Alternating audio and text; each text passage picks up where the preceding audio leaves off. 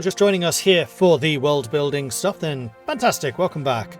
We are going to get on with this. So the last time we visited this, the world currently looks something like this in 1300 BC. So if we just zoom in a little bit, we can see that there are various things going on. Now, in the interim, I found a really interesting time-lapse video, which basically covered virtually the entirety of human history, and I watched this time-lapse from Neolithic effectively to 0 AD, and there were some really interesting parts which rose up from that, particularly like the rise of the Bronze Age empires and then the fall of the Bronze Age empires and the kind of vacuum left by them. So one of the things I've done is I've taken the time to write down a list of basically all the really important dates, and then I transcribed them into our own timeline. So, for example, the boat humans discover sailing, which is historically when I think it was China started sailing. Minotaurs discover bronze was when the Hittites had bronze, etc., etc., etc. And it goes all the way down to here, Bronze Age collapse. We have a little bit more detail. We have detail about when various cities start doing things, when various cities are conquered by various people. So it just gets into a lot more detail about that. And thank you. Yes, I do need to change the title. Just going to do that real quick. Reminiscence. Building a new world. Just chatting. Because unfortunately there isn't a world building category, I think. I never actually checked that. Is there? No.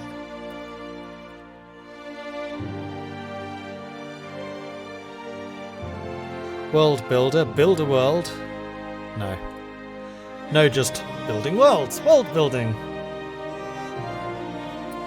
And I'm going to slightly turn the music down because that is kind of loud. There we go. Alright, so there are a couple of things on this list that we have not really covered yet, which I think we should. Now, obviously, we're still at 1300, which is up here. So, well, here, technically. So we have the emergence of basically the world's first great, well, not the world's first, but like the Ramesses equivalent, which is the golden age, effectively, of the dwarves. And bearing in mind that dwarves can live up to about 300 years, he's going to be around all the way down to pretty much the establishment of the dwarven pantheon. So that dwarf might actually be deified. Oh, that's interesting. And that is important because during his reign, this happens. Which also means that in the screenshot that we have right now, this hasn't actually occurred. So we need to get rid of this. This is not, doesn't exist. It's not here yet. So we've got the mid-dwarves. Whoop. In fact, let's just do this.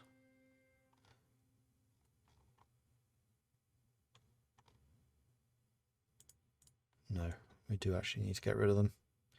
And the North Dwarves as well. We'll just recreate this later.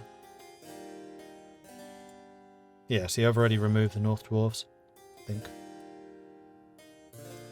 No, I haven't. That's the North Dwarves. Okay, and then I need to get rid of the text for those two too. Which is here, North Dwarves. Dwarves. And I also need to get rid of that population center. Whoosh. So, no dwarves over here. Not yet. They're still in the southern dwarf area. And this actually marries in quite nicely with SD1 starting to grow quite large. This is the realm of the Ramesses alike. Have I settled on the lifespans for the various races yet? Yes, we did that a little while ago. Where was that? That would be under races. Origins? I seem to remember it being near the bottom. Yeah, there they are. race, age of majority, and then their maximum. So, oh no, dwarves are only 140, so they don't get that old. Gnomes are the old one, 250. And another interesting correlation, actually, to have emerged from all of this, is Iron Age. I hadn't really made a defining moment as to when the Iron Age begins, but there is actually a very obvious connection. The gnomes. The gnomes emerge from their bunker homes with iron and introduce it to the world. I quite like that as a start for that. And that's basically the beginning of a new era, is when the gnomes come out. And that's when Rome was founded. Although, I found like 2 different dates for the founding of Rome. One was 750, the other was like 5 something. Yeah, okay, 750 is right.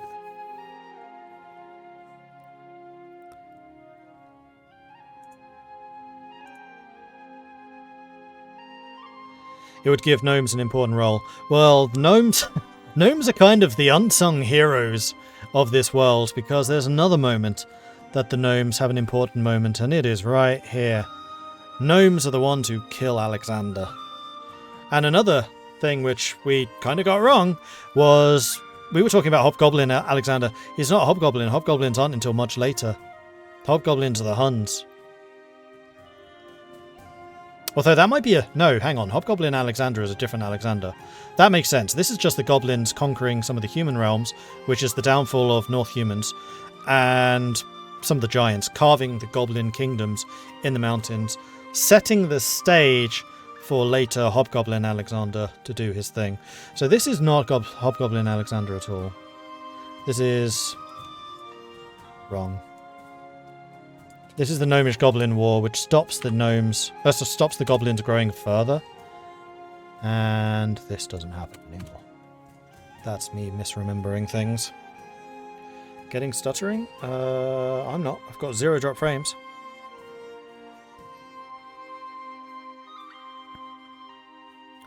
Paradox related question. Where will the announcement of tomorrow take place? Paradox Twitch channel? Announcement? Remember, I don't remember because I probably haven't told you, but I'm out of the loop at the moment. I'm currently out of contract with Paradox for the month of April, because I wanted to take a month off before I moved to Sweden. So I am very much out of the loop with anything Paradox.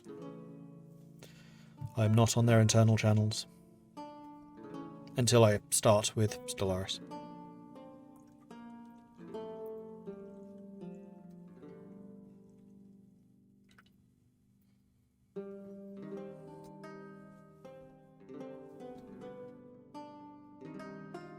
Hey Mordred, just popping in to say hi. I've got some projects I need to work on. Might be able to hop back on later. Not sure though. Have fun. Thank you.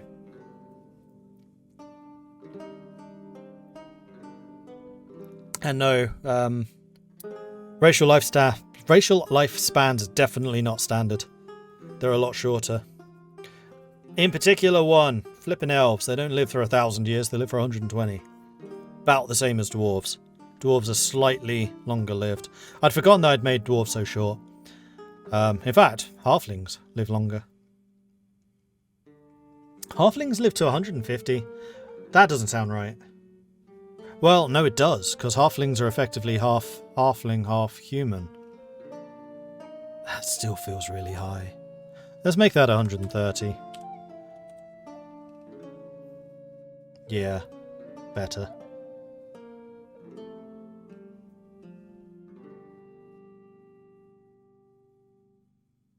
So many writers don't get quite how long 1,000 years actually is. Yes, exactly. And the thing that made me realise how long that is actually playing Ambernar. Having dwarven rulers that last for 300 years makes you realise that in such long-lived societies, there is no freaking way it would be a monarchy. Absolutely not. Like, if you get stuck with one bad ruler for 300 years, I'm sorry, but your nation's dead. Like, all of the neighbours will have just cannibalised them. Which made republics a lot better, because then you can have the coming and going of rulers throughout their long lifespan. Like, sure, if you get one really, really good one, like, have unlimited term limits, that's fine. But having a monarchy for 300 years where the king is absolute garbage Not happening.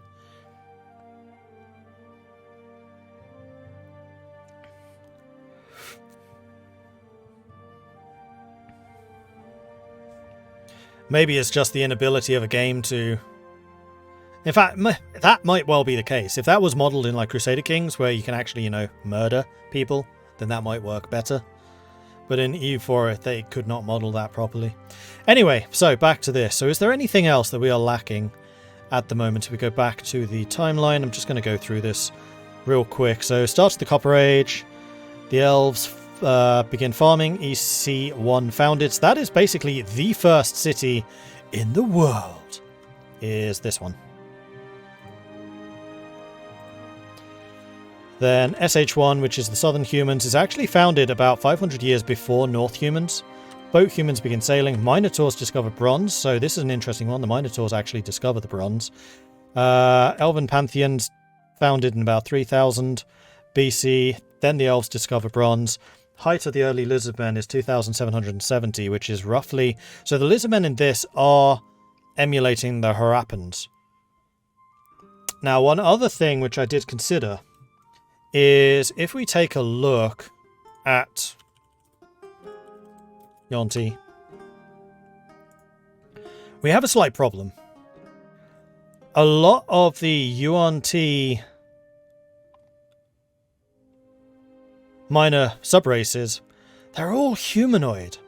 Like, specifically human, which would require having human contact. And the big war between the Yuan-Ti and the Lizardmen is kind of the defining purpose. I mean, maybe the Purebloods emerge later. Maybe while fighting against the Lizardmen, they basically become some kind of doppelganger. I don't know.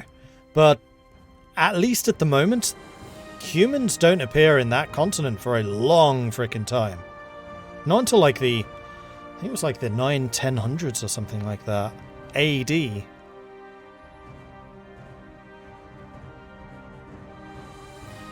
Minotaur hoplites would be interesting. Minotaur hoplites are precisely what they are.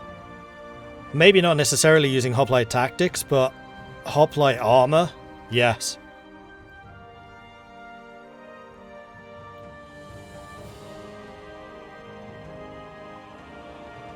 God, the UNT have just captured nomadic humans, but again, like, the humans are nowhere near that region. Like, the most southern humans in 1000 are here. Can't see them having migrated this far south. Like, eventually the idea was that humans would settle here, start mixing with the devils, form tieflings, and at that point, it kind of makes sense. Oh, I made a note for myself as well, didn't I? Let me just bring up my Discord. Digital Dragons. What was? No, it wasn't Digital Dragons, it was world building. Where's my note to self? Right. Lamias, Rakshasa, Naga, and were-tigers. These are all creatures that could be down here. So I kind of agree. Plain centaurs don't really fit. And we have some more interesting creatures down here now anyway. Plain centaurs.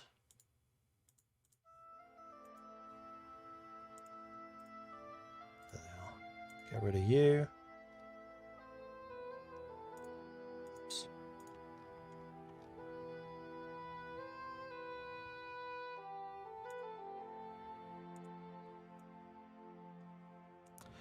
Alright, so we're going to get rid of them. As much as I like having more centaurs down here, it doesn't make sense. But we do have some alternatives. So we have Rakshasa, we have Naga, and we have were-tigers. Now, having Naga interspersed in this conflict between the Yuan-Ti and the Lizardmen, that makes sense. And in fact, I wouldn't be that surprised if like some of the ruling classes of the Yuan-Ti and the Lizardmen are Naga. Either Spirit Naga or the good type, I forget what they're called. Rakshasa are another one. They're actually a D&D race I really like.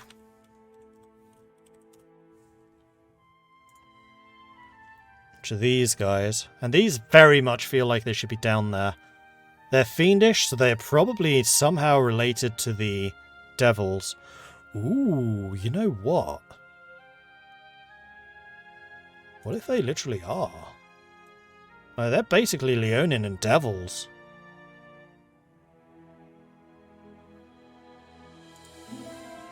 In the same way that we have humans and devils as tieflings, Leonin and devils creates Rakshasa. Or, what if the Rakshasa are first?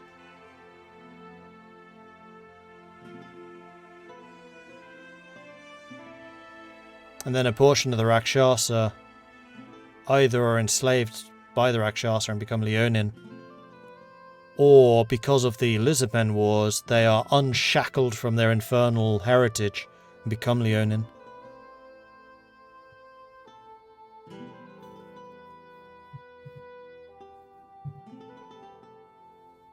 Would not putting the Rakshasa off it better in a non-Mediterranean Middle East environment? Possibly. I mean, we're already bringing in Indian influences for the Lizardmen because they're somewhat shaped around the Harappans. Like, I'll be honest, this whole area, I'm not convinced I like what is going on here. Like, the Devils and the Gnolls, sure. This bit, not really sold.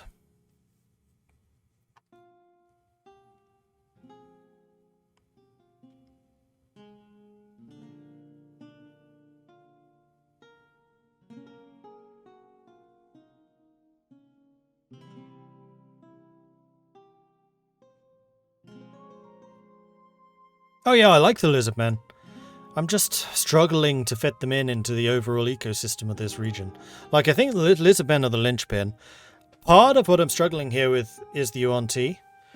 Maybe.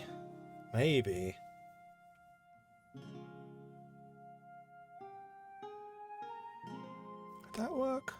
Might work.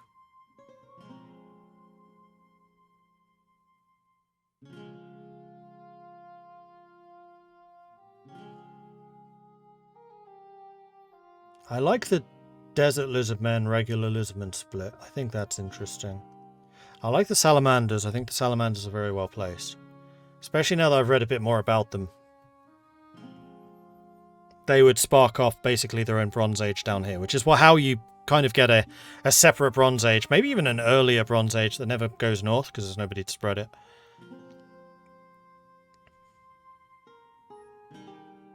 What if the early rivalry was Lizardmen and Rakshasa? That could then have the Rakshasa losing. And then emigrating. Maybe leaving the UNT behind. But again, where would they get them from?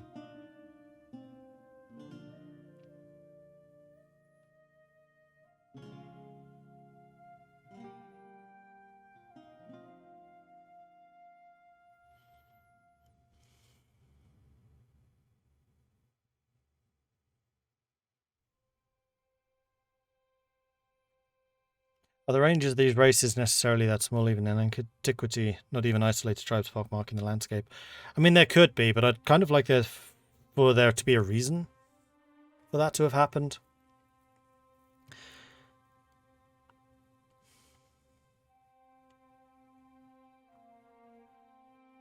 I mean, up until the Bronze Age, there really only were 3 areas that were civilized city builders. That was China, the Mediterranean, and India. Well, that's actually a very blanket statement, which we don't necessarily know that much about. Scrap that, it's rubbish.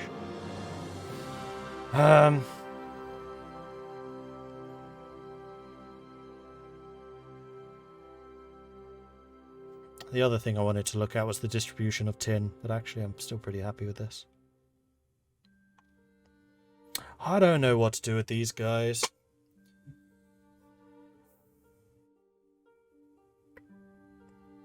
The other thing is the Tinkali don't tend to build cities and stuff, though in this setting they will. Like, that's the kind of modelling I'm happy to change. May well have been South American as well. Actually, yes, you're right.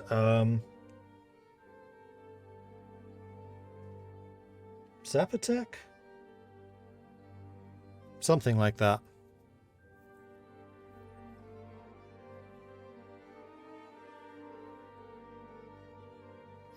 Can have the Yuan-Ti Empire being destroyed, and they have to escape through the world, thus mixing with the humans because their numbers have dwindled. But they seek to retake their empire of old. See, that I like, but how do they get there? Because that would, and this isn't necessarily a bad thing, effectively necessitate the switching of these two. So we have the Yuan-Ti here in the center, and then the Lizardmen coming in as kind of the invader. That would be kind of an interesting flip on the Yuan-Ti. Having them be the oppressed ones.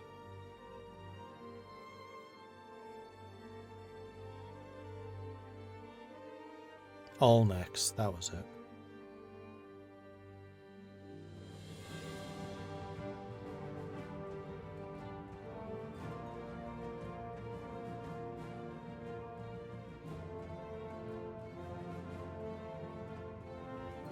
And what was the other one that I said? Lamias. Yeah, Lamias are definitely something which would be very Leonid.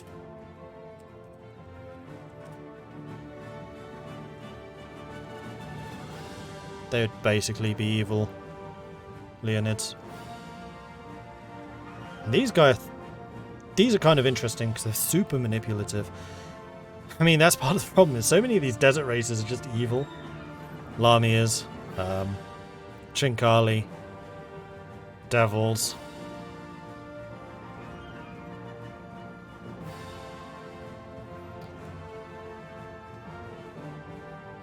And it was the Lamias that I was thinking of putting down here with the Leonids.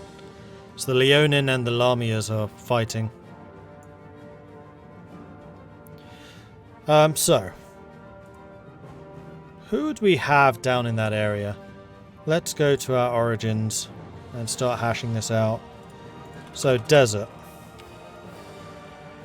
slash what's that place? Kenya. Middle East slash Kenya. So we've got the Leonin, we've got the Lamias, we've got the Rakshasa, maybe. Then on the other side we've got Lizardmen, Trinkali, Tinkali.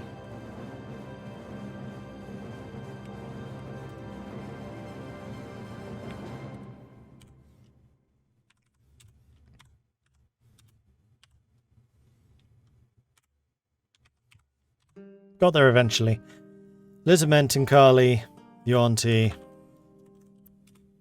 Then we've also got Devils, Gnolls, Tieflings.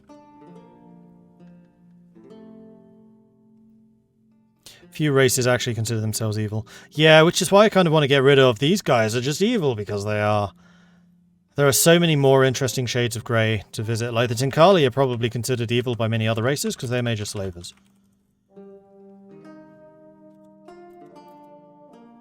I mean, we could really flip the Yuan-Ti and say that their evil designations are such because of the Lizardmen propaganda.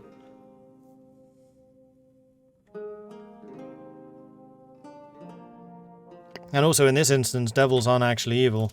They're just super lawful.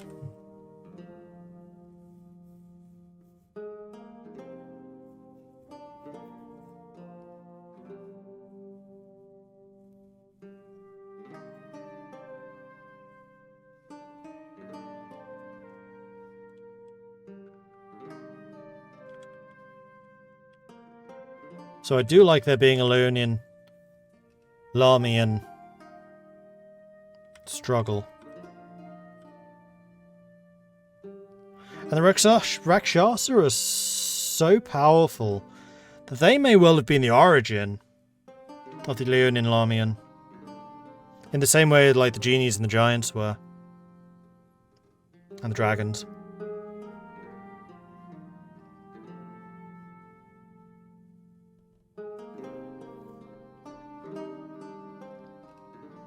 I actually kind of like that idea. It gives us a precursor in the desert, which right now we are lacking.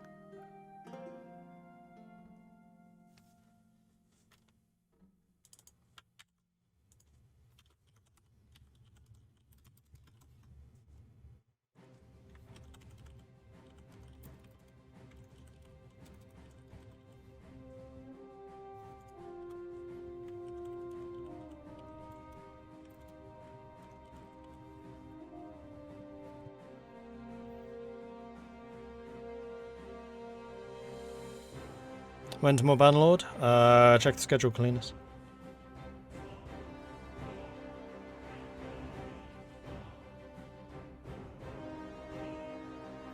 Portrait them as hardened by necessity, indifferent to outsiders, suffering but not comically mustache-twirling evil. Yeah, that's kind of how I'm seeing the Auntie. They're the hard-fought resistance fighter that's been so oppressed by people that they've become very cold and ruthless.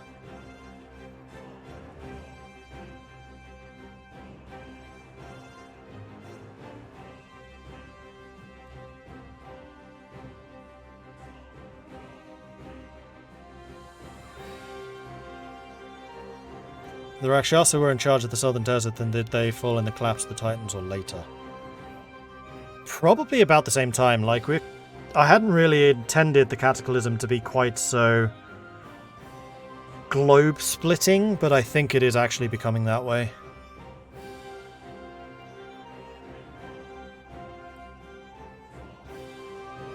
And part of the reason why the Lizardmen come out of this better and recover quicker is because they were further away from it. Same with the dragons.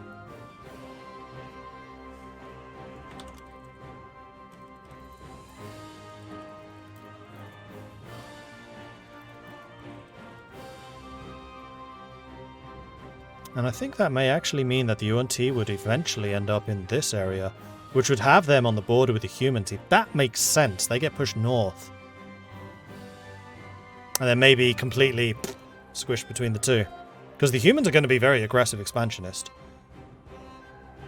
And maybe the devils as well. Maybe stuck in this area, then just taken out by the humans when they sail in.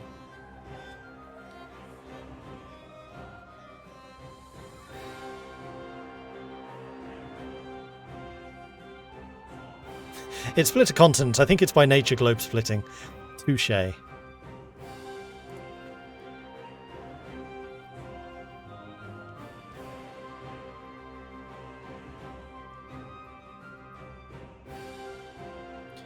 I don't think the Tinkali actually come from the Lizardmen. Tinkali are kind of a separate.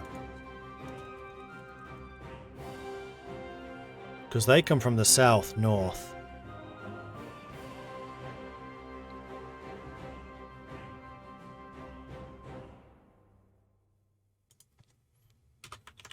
And the humans come from the north, south.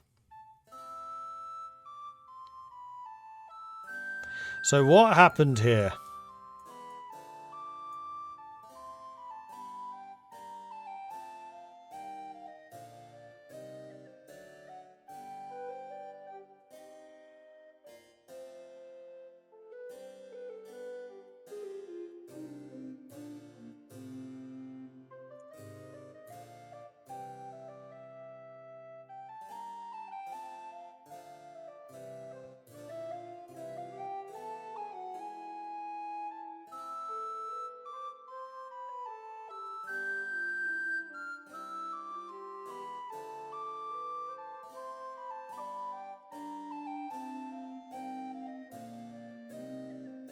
Challenge 12? That doesn't make sense. Level 6 spellcaster, challenge level 12? I don't think so. Especially as they have Dominate Person as an act. Wow, that's badly balanced. That's really badly balanced.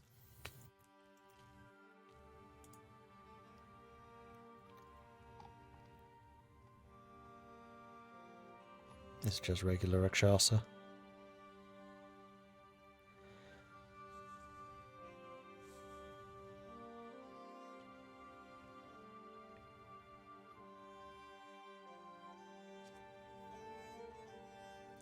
What are the Homo erectus, Astral, Patheticus, Neanderthals, etc.? Part of simian precursors or analogous to the other race precursors? Analogous to the other race precursors. That is part of the reason why Mordius was 300,000 years ago, because that's roughly when Homo sapiens and Neanderthal split.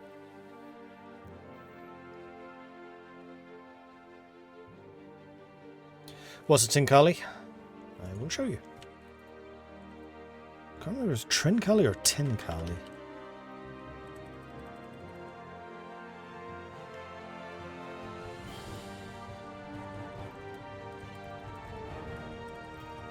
Man Scorpion, not Scorpion Man. There they are. Tlinkali, with an L. Humanoid scorpions. And these are definitely coming from the desert. The Tlinkali will come from down here. They're a migrator. And there probably are some, like, major Tlinkali empires down here. And they are very hungry for slaves. Both as a food source and other stuff.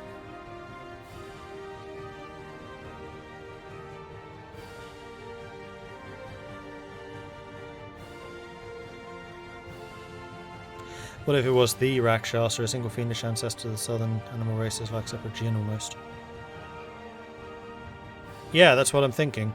I'm kind of imagining the Rakshasa will be treated somewhat similar to the dragons.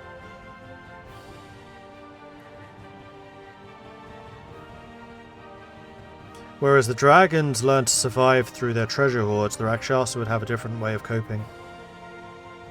Like the giants virtually were wiped out, the dinosaurs devolved into lizard men.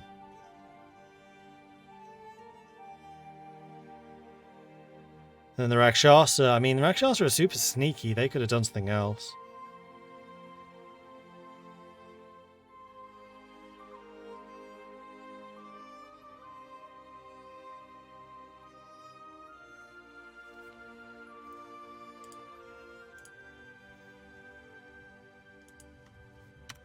Tlin, there we go.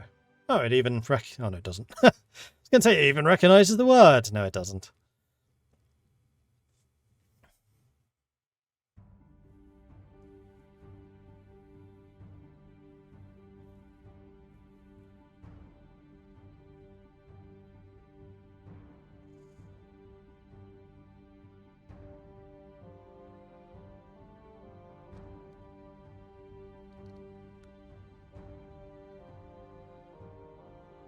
If they were sneaky, do they bargain away the power until a later date, becoming Leonodes until some Nostradamus-like prediction of the end times? I mean, I definitely want Rakshasas to be around. They're too cool of a monster not to. It could also be that they've gone further away. So they tried to do something with the Leonids, Lamians, realised this ain't gonna work, and then zipped off. Possibly this work? It might. When the devils arrived. Because Rakshasa are supposed to be fiends. Which means there should be a link between them and the devils. At least our version. So what if the Rakshasa were trying to survive in this area, discovered the devils, used the devil portal to just GTFO? That would kind of suggest the devil portal was here a lot longer. That I don't have a problem with, because even if this area was not habitable, the portal's still there.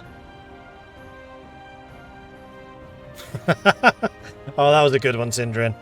Rakshasa precursors? You gotta be kidding me.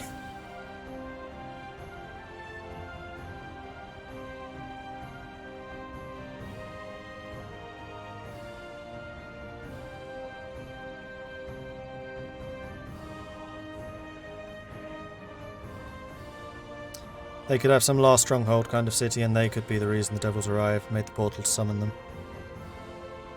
That's true.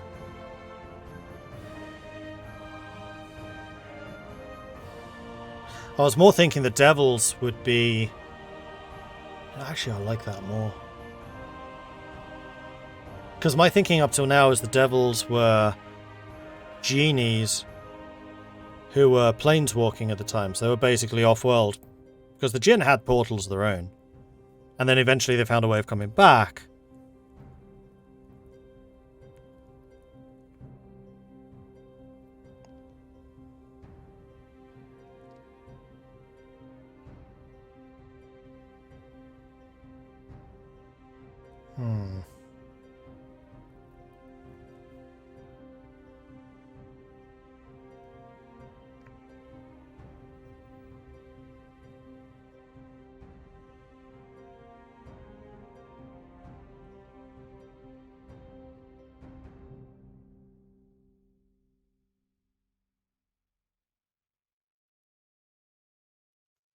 So, what does that leave us?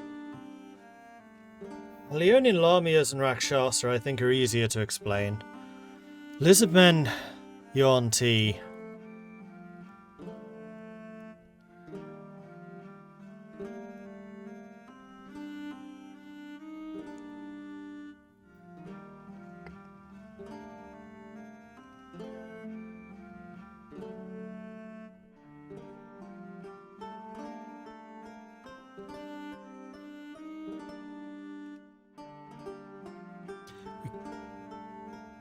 We could have a southern, like a very southern human. Because if the Rakshasa are messing around with portals, who's to say that they didn't open a portal up to here accidentally? Grab some of them, kidnap them, bring them back through the portal, and they basically form... It's really artificial. There's too much Deus Ex Machina there. Deus Ex Machina. I try to avoid that.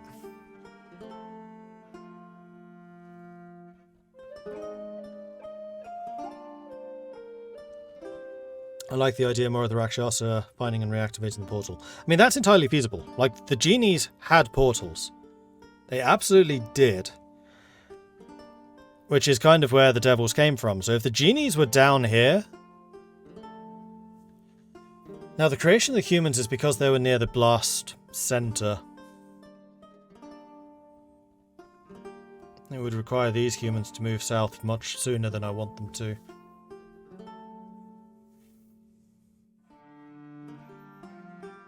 Unless there's another humanoid race. There is. Giants. And we already know the giants are down here because of the dwarves. Well, what if the Yuan-Ti are a result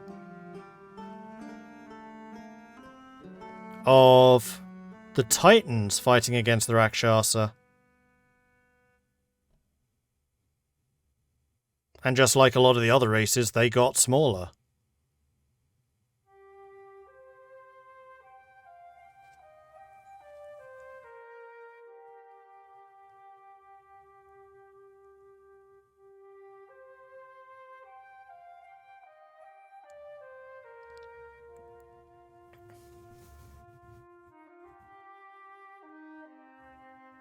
What if the genies had a lot of people exploring the elemental planes, and some got stuck, many fled back to the world, but scattered all around?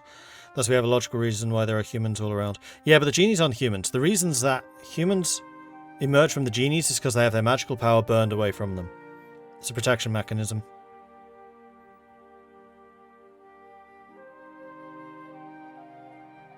So there's a reason for genies to be spread around, which means there's a reason for things like Aasimar, Genasi, devils, which basically are kind of a fire Aasimar in this setting, to exist.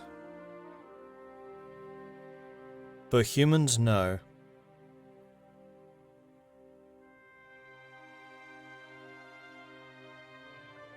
Pretty sure at one point we considered the Tieflings to be Jinn. We considered the devils to be Jinn that were stuck on another plane. The devils then intermarried with the humans from this portal, forming the Tieflings, and the Tieflings are here. That I'm still good with.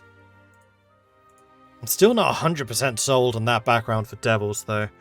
The thing is, I want to get away... Like, devils as a culture in D&D, I find fascinating. I think they're really interesting. But I want to get away from the biblical devils versus angels. I think we can do better than that. Which is also leaving a big question mark of what the hell are Celestials.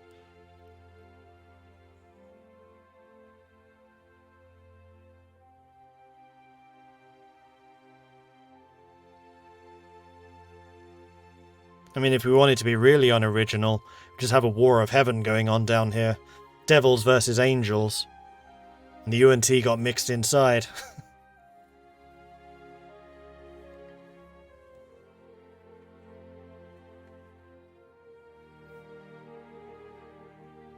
Yeah, Celestial's also Jinn descendants from another plane. That's what I'm thinking. I mean, the Devils was easy to describe because it was from the elemental plane of fire. I don't know if I necessarily want to do that. Another thing which I'm going to do is a lot of the Devil Princes are actually on the Prime Material. Like Levistus. Because I really like my Icewind Dale setup. Levistus is actually up here. And this also gives us a nice little rival to the Aarakocra, by the way.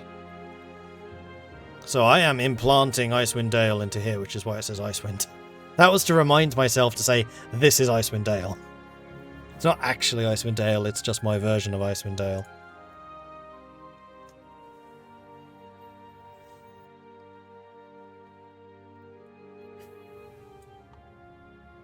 The only one that probably isn't is Asmodeus. Asmodeus is probably one of the gods.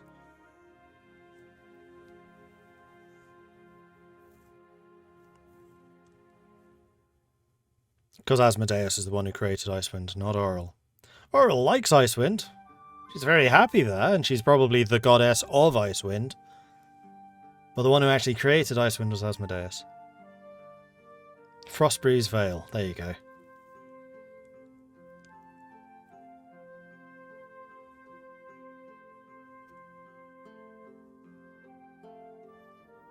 And that also means that at some point we'll need to place the other devils around.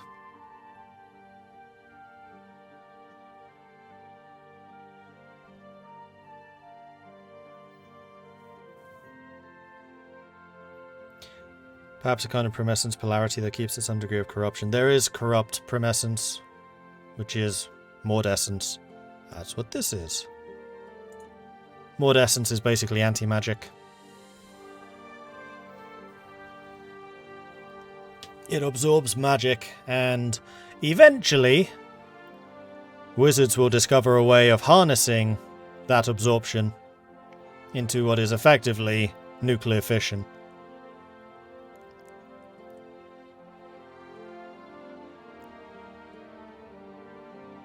And in my setting, radiant damage is nuclear, is radiation. So Celestials are somehow related to Mordessence. Oh, that's interesting.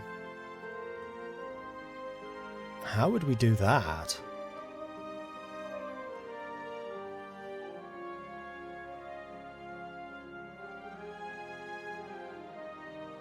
That really spins thing on its head.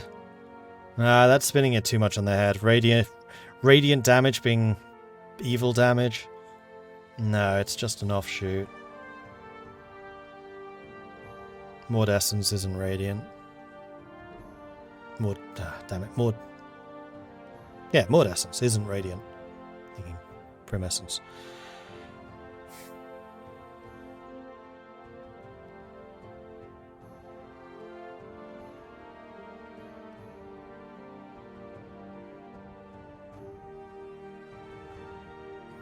Need a better way to spread humans around. I think it would make more sense for Scorpion Men to be a mix of humans, same with Centaurs and so on.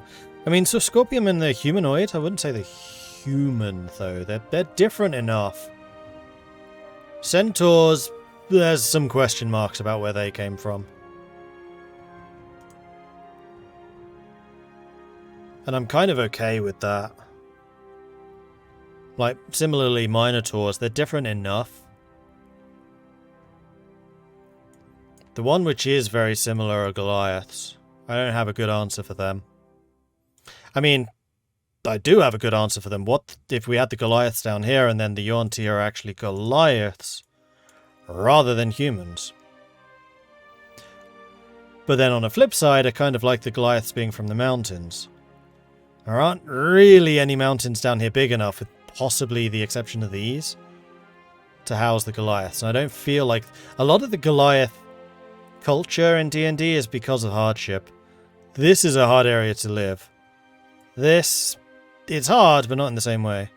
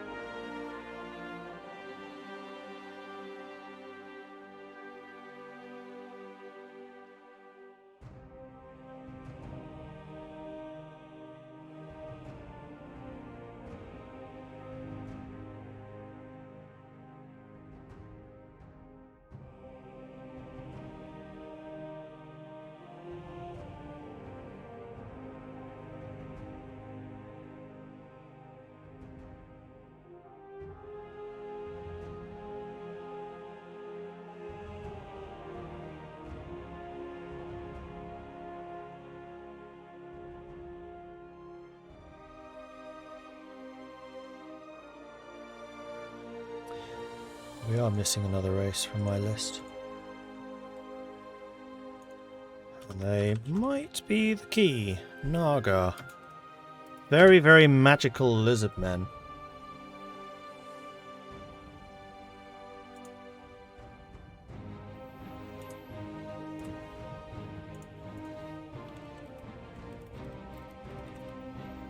So my initial thinking was the Naga,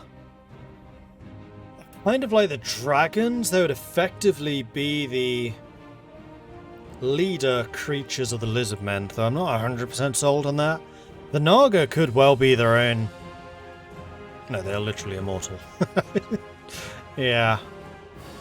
Yeah, Nagas basically would be the demigods of the lizard men.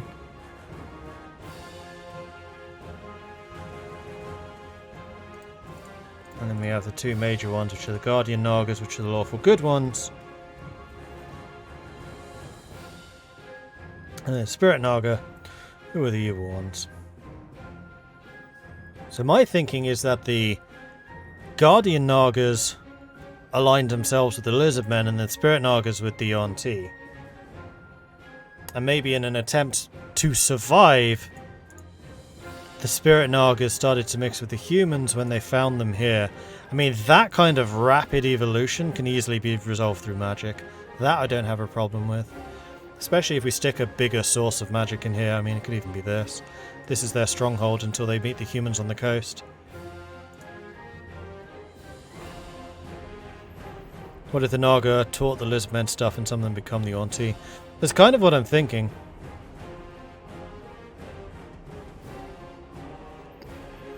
We could even... Haha, here's an interesting aside. We could even have the Nagas being corrupted by the Rakshasa. Because I definitely see the Rakshasa as being just these epic level puppet masters. That's 100% how they should be. And it would fit with the Yuan-Ti being snake worshippers. Yes, yes it would.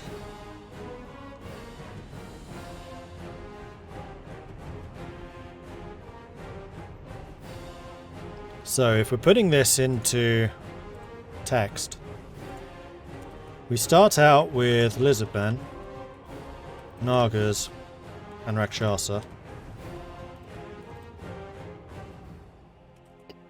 The Rakshasa convince the... Well, no. Go back a level. Nagas. And this is why the Lizardmen are so advanced, because the Nagas are helping them. Nagas embrace and support the Lizardmen, raising their culture and sentience to create the first post-precursor civilization.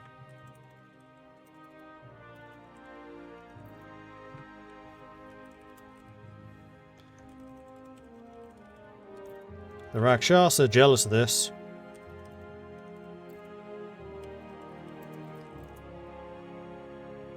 begin to manipulate the Nagas and create a rift. The Guardians versus the Spirits. Eventually, the Guardians went out.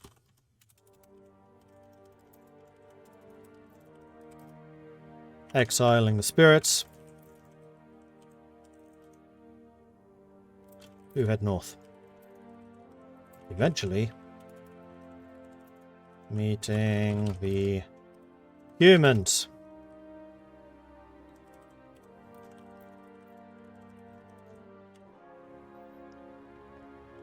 This results in the magical experimentation to create new armies, and thus the Yuan-Ti.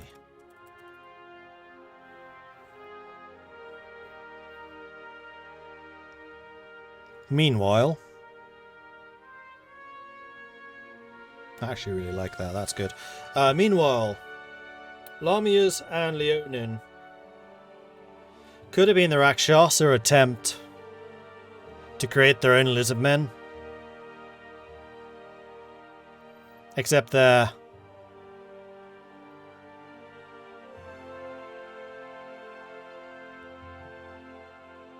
manipulations were such that they irrevocably split the two.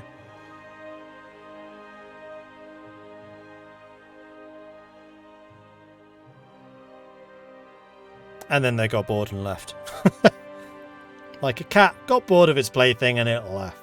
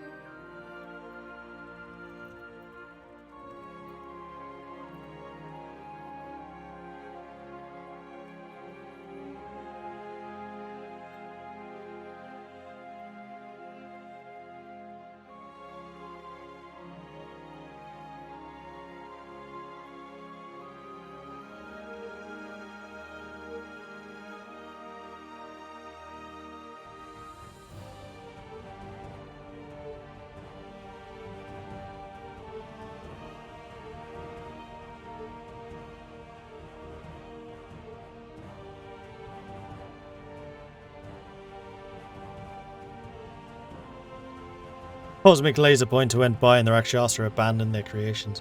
I mean, it absolutely could have been that. I mean, somebody in chat was saying earlier, why are they in the Mediterranean and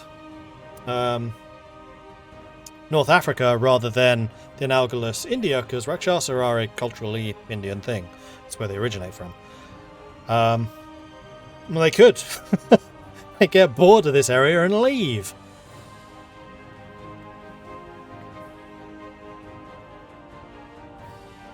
Ending up in fake India.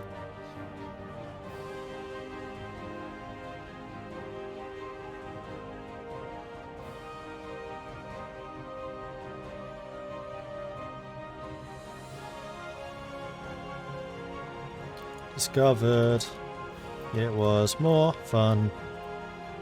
Mess with the Naga.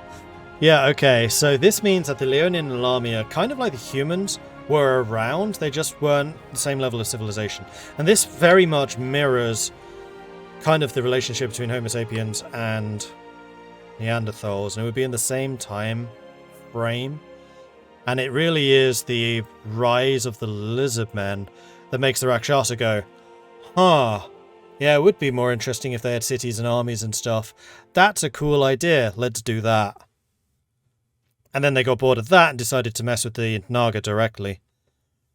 Which would also have an interesting thing. Rakshasa and the Naga hate each other. Like, the Naga are fully aware of who the manipulators were, particularly the Guardians. Which could also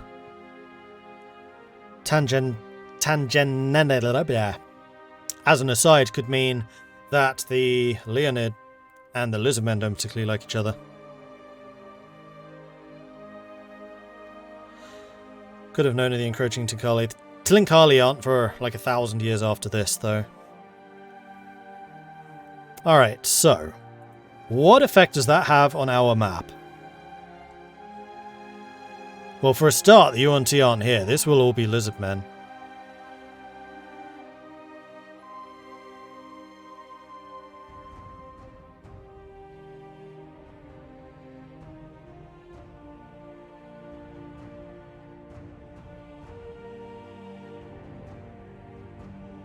And I do still like having the Lizardmen, Desert Lizardmen. I think that is going to be something to do with the Salamanders. And also just evolution. They've been around a while. Especially if we have them on like the age of how long they've been around. So this is all being guided at this point by the Nagas. So then the question is, when does the Naga UNT split happen?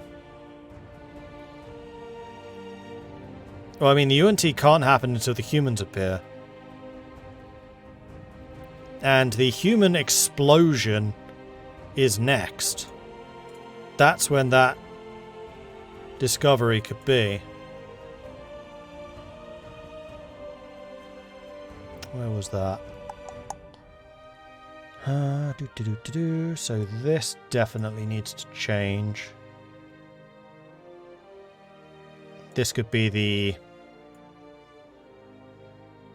You know what, this isn't the rise of the UNT, this is the rise of the Leonin/Lamia and decline of the Lizardmen, because now they have competition.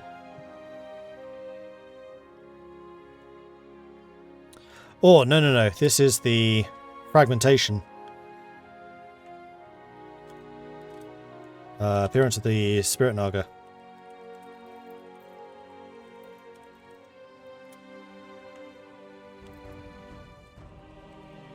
That's better.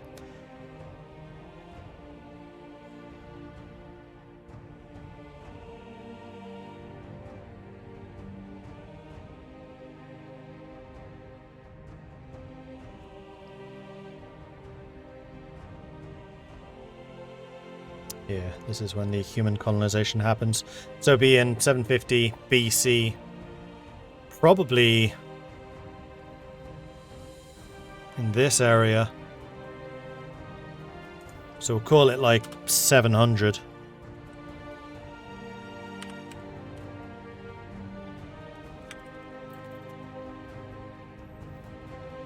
In 700, this is when... Actually, let's make this easier. So, let's just go paste that.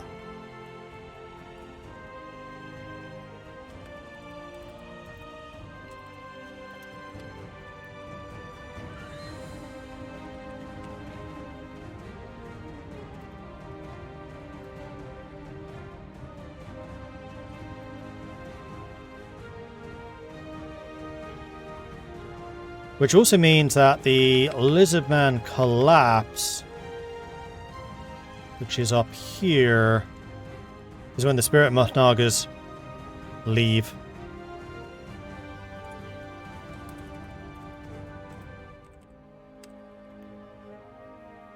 What was that? Because I don't want them to completely collapse. There we go.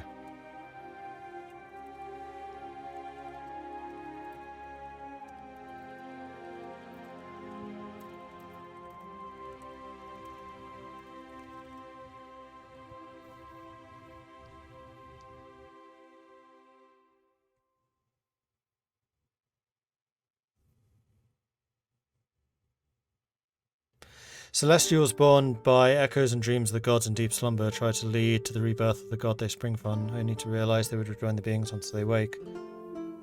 Will they push on or try to keep their god forgotten? Oh, that is interesting. I like that.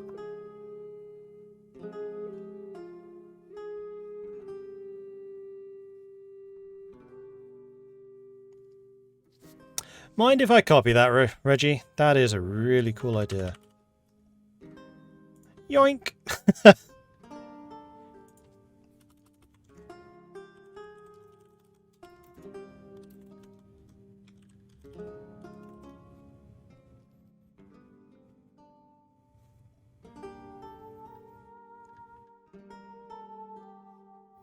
Do we have plans to have some kind of semi-native tribal, like the Mayas, fully natives like the Aborigines, or other disorganized like the Sami?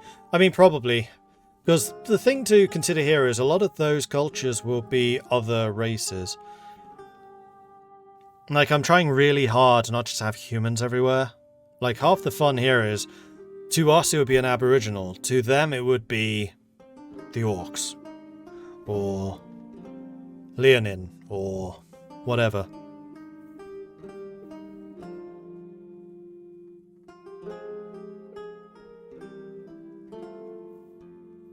Because in the same way that we have different nations and different cultures, they have different races. Which is why I'm trying really hard not to have humans everywhere.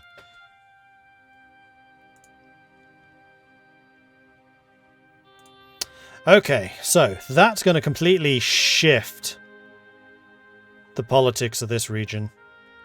And the salamanders And the Nagas, I mean, they're pretty similar. Salamanders might even be a kind of Naga. But not really. Alright, so I'm going to save that real quick. I'm going to go back to the previous World Origin, which is the 2400 BC one.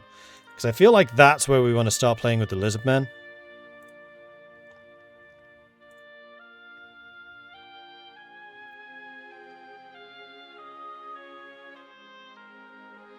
Yeah, because 1890 is going to be the appearance of the Spirit Naga. So at this point it is just Lizardmen.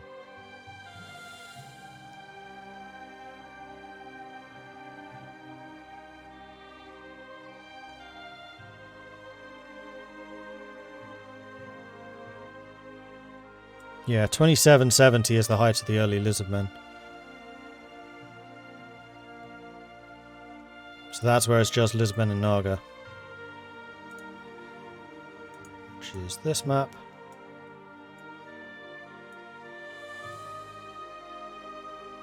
So we need to get rid of the UNT completely, because they just haven't appeared yet, and this is all Lizardmen. And we also need to work out where the Rakshasa are.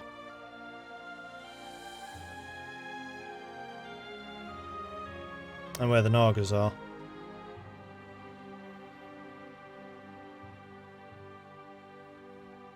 Now, one thing that's missing from that map, which is going to be a little bit annoying, actually, no, not necessarily, is the resources, which are on this one.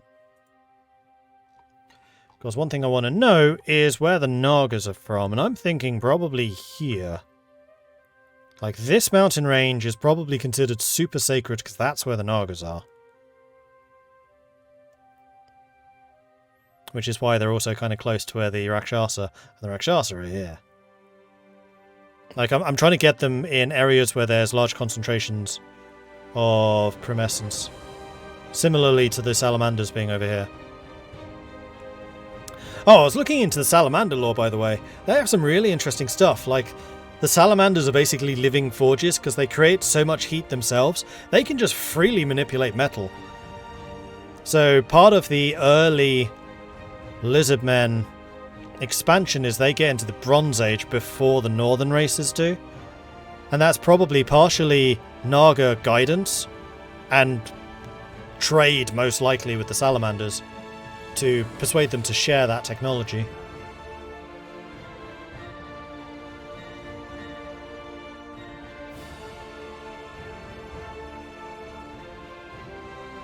And there is a...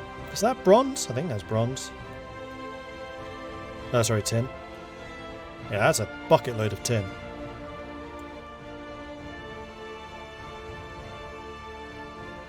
And gems. Okay, so I think I need to basically take a sledgehammer to... Which one's the old one? To this. And that means salamanders are fine, but the lizardmen, the desert lizardmen are fine, and the Onti need to go.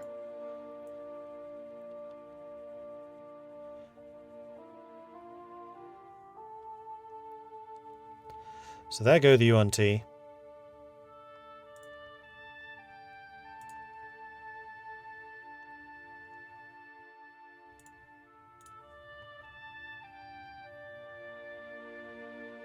Then we also need to add the Naga, which are going to be up here. And this really is going to be the sacred mountains. I think this bit right here.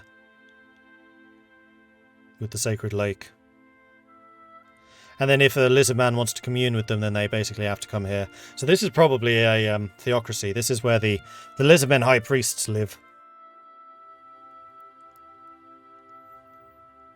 So if they are green, then green, blue,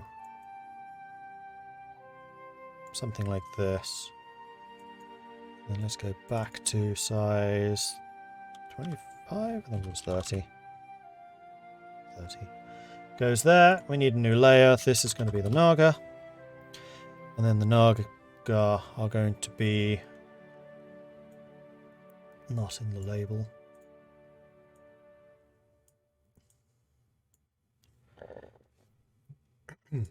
In here.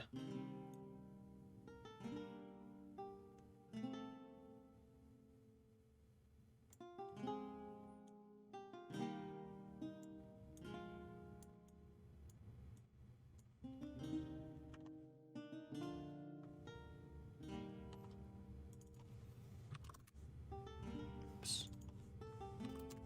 70. And the label.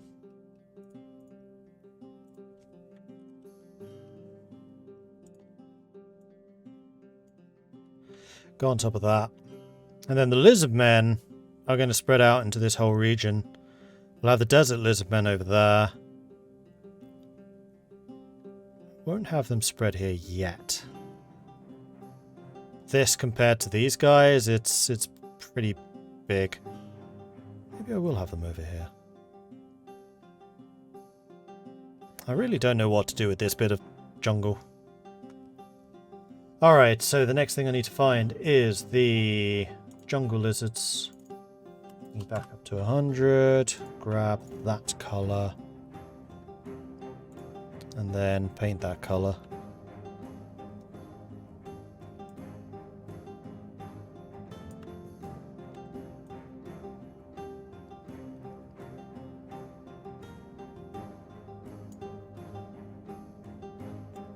Let's have them out to like here.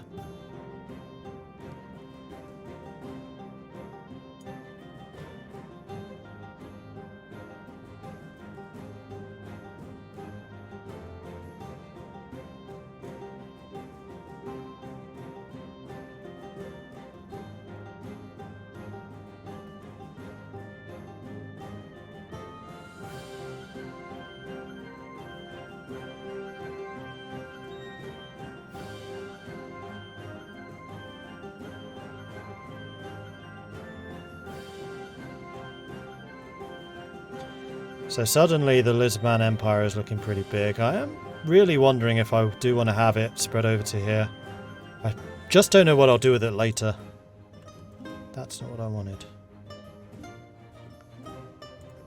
We'll do is get rid of this, that's messy.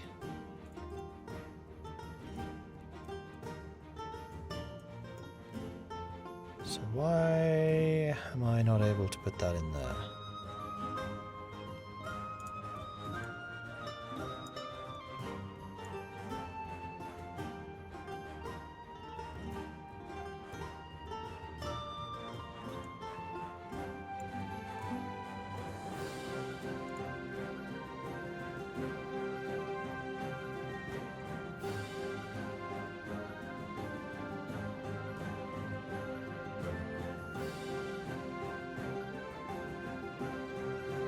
So that's the lizard men.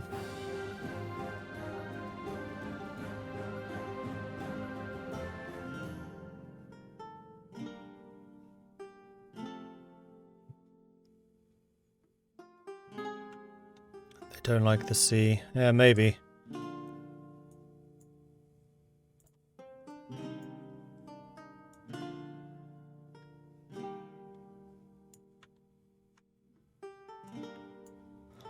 Or else we could just put something dangerous in here. I mean, I'm kind of thinking that this might be a lost world. Like, this might be actual dinosaurs. I actually kind of like that. Yeah. This whole area is going to be a lost world. I might need to stick some mountains across here. Just to make it really unapproachable.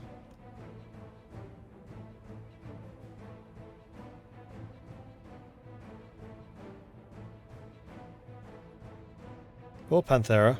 True.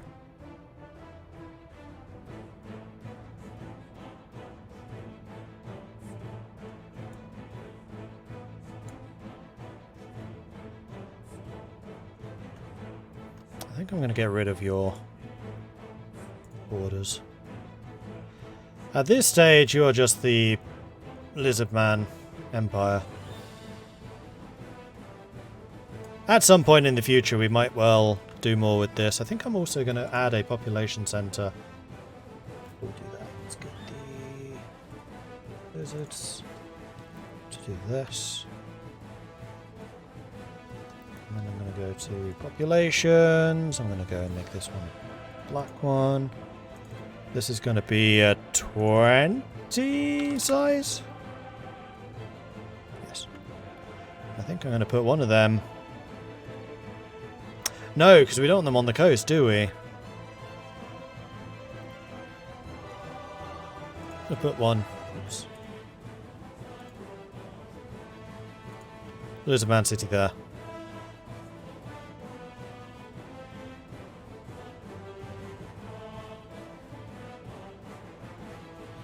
And then the next part that we need to do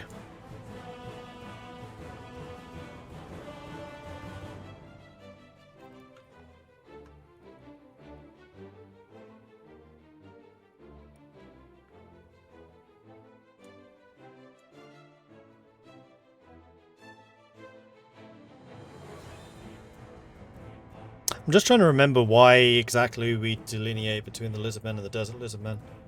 At this stage, we probably don't need to.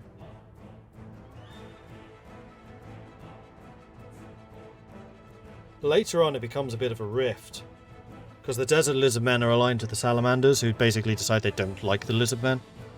Probably when the Nagas start fighting.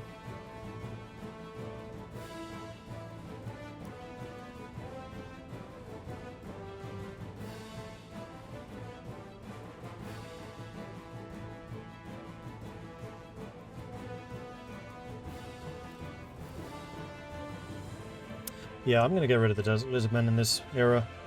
To really make it clear what this era is.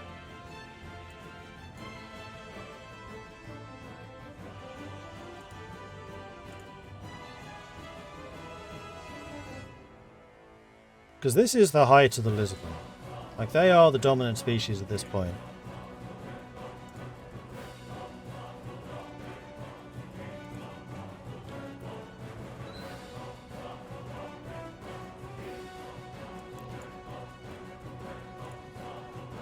This one working? It's because it's the text layer.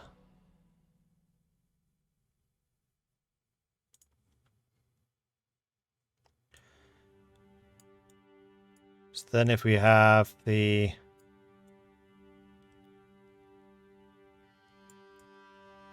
lizard men coming out maybe the edge of the bad desert over there.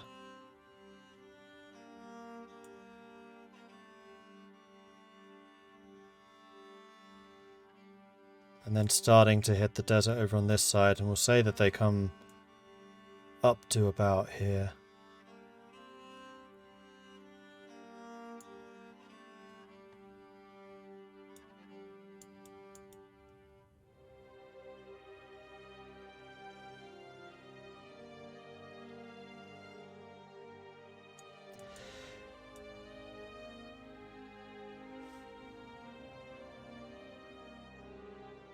Which really goes to show just how powerful the Naga are at this stage.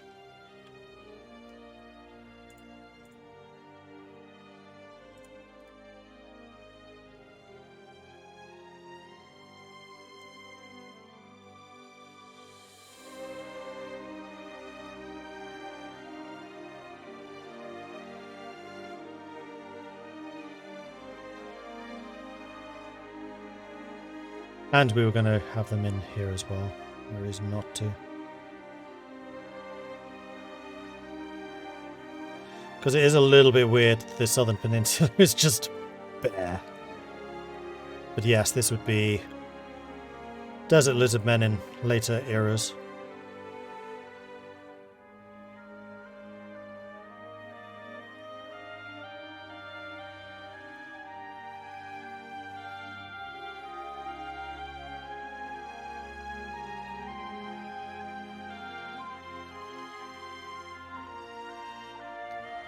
They may not be in like the very, very center of the mountains.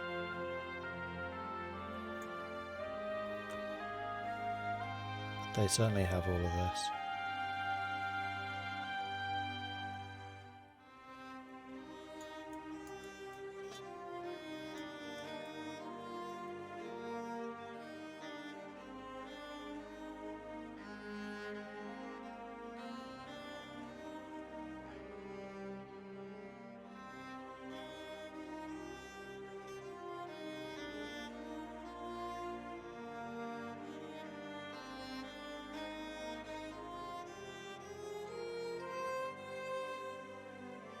There we go. Massive Lizardmen Empire. Now, this then leads to the question of what happened to the Leonin. Because at this point, it's not so much the Leonin as the Rakshasa.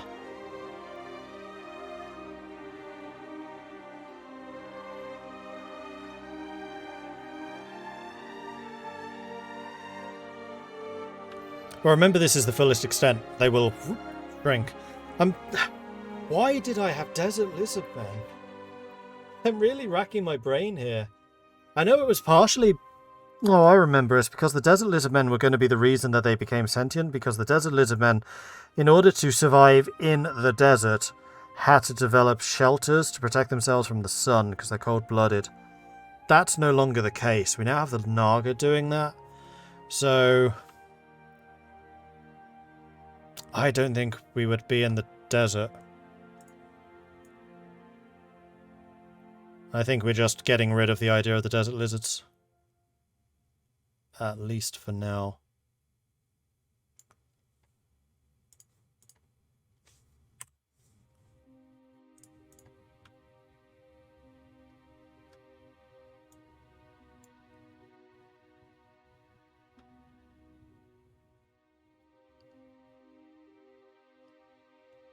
I mean, they could be starting down here. We may have the desert lizardmen appearing. Well, would they be later? Alright, people are saying no. Fine, we'll keep them, just because they're different.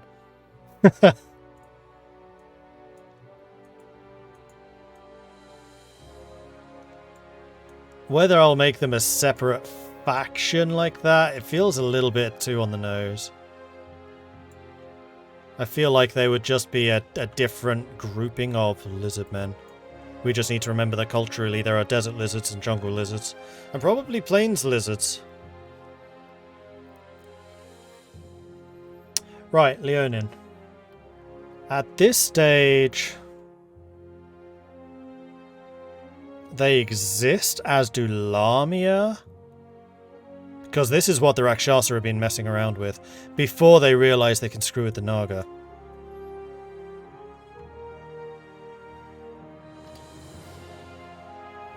Which leads to the question, where?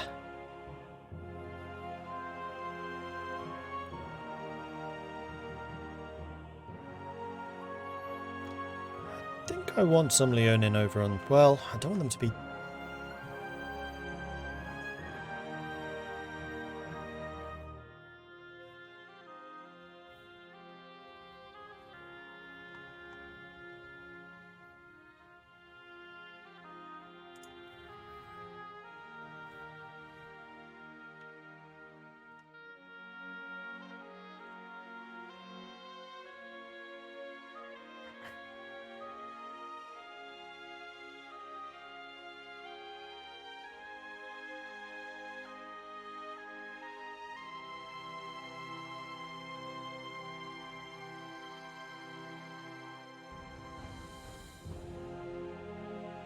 Wouldn't the southern volcano be a holy site for the salamanders? No.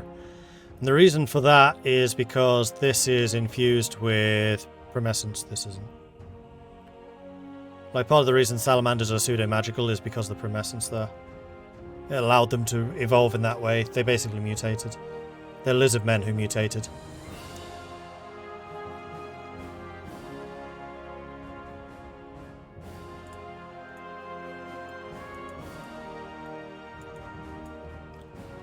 In fact, I should probably make a mention of that so I remember.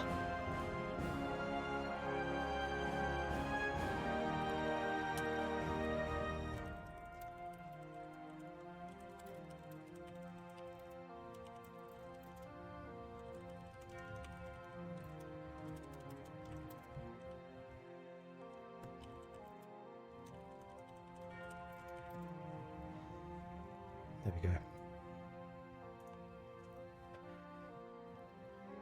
So, Leonin at this point, definitely not a settled race.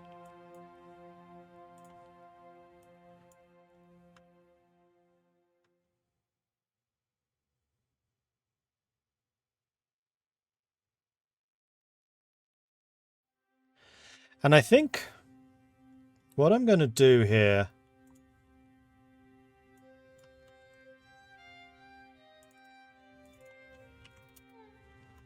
Let's grab your colour. I'm going to expand the area that you're in.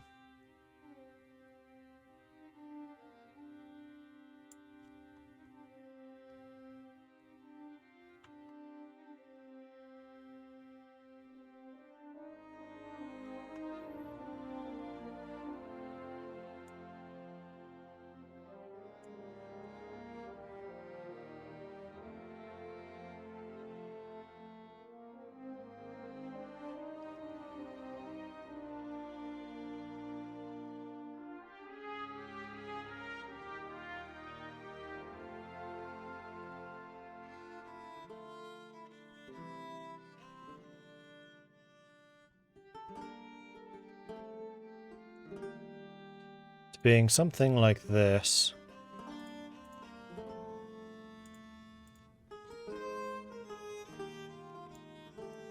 Oops.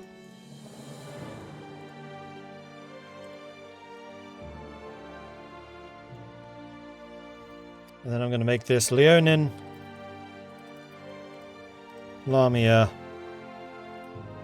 and Rakshar. So, which at this point, we don't really need to delineate between them.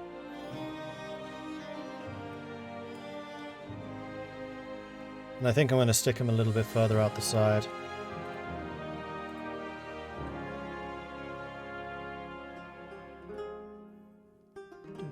Where are they? There they are.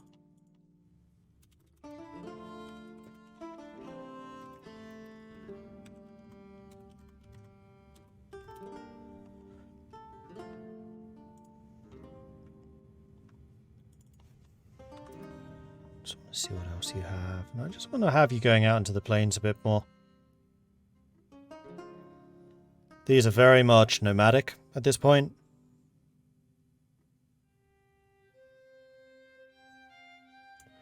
And we'll have some limited contact with the lizard men, which is how the Rakshasa realize, I can screw with these guys. And then I'm going to get the jungle lizard men. I'm going to put them in the hills. Because the advantage the jungle lizard men have is they have stonework. They can do fortifications. Which is how the lizard men are slowly but surely conquering into this rather nice area. It's mostly the forest that's allowing these guys to survive. Aren't the Lamia related to the Naga? No.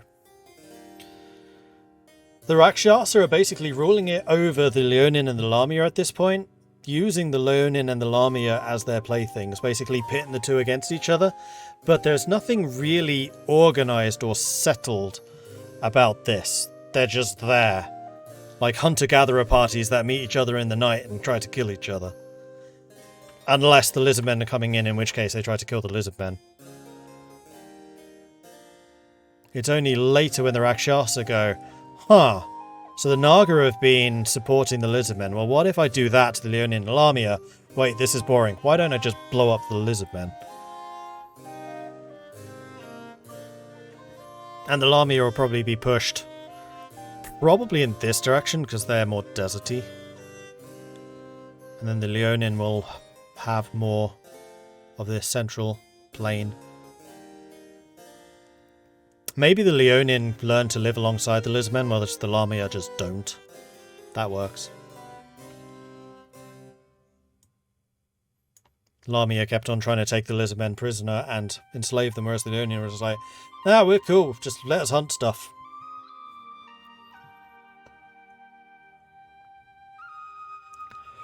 Okay, so that is 2400 BC.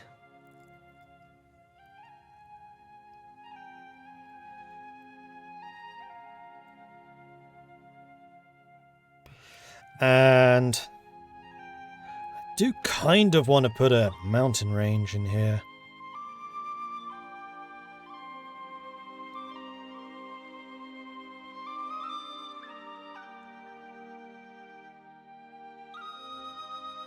Maybe along this bit here.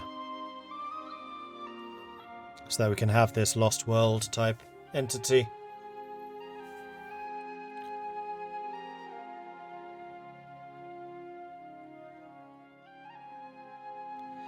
Tabaxi are going to be from further south. Tabaxi are fake Africa. Same as the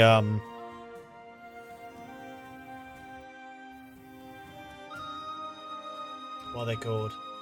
The elephants. And maybe the GIF as well. The hippo types. Now, there are still loads of races that we can play with. And I like the idea of there being another, probably fairly large island type continent down here.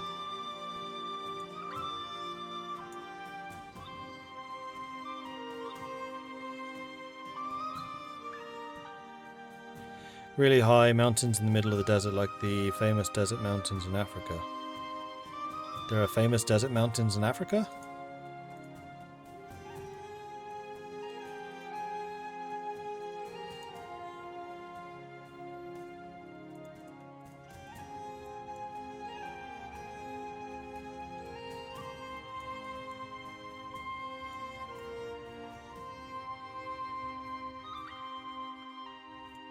Oh, you mean these ones?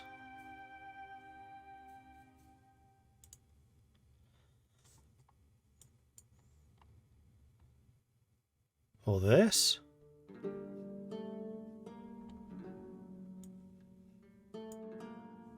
Or down here? This is the Great Rift Valley.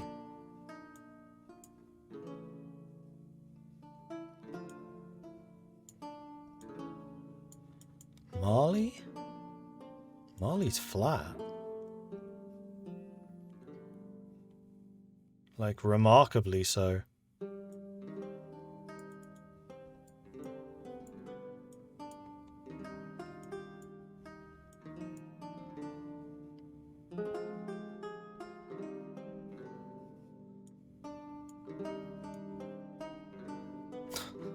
There are no roads. There's no street view for this.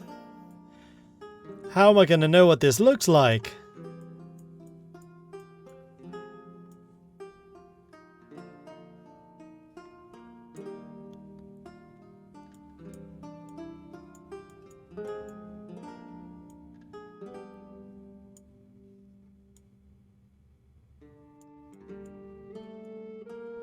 A little oasis in the middle of nowhere.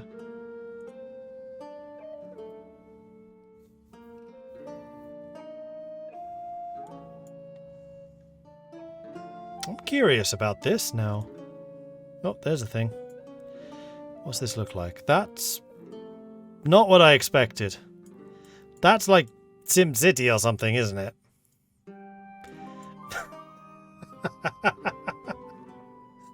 Oh, that's hilarious.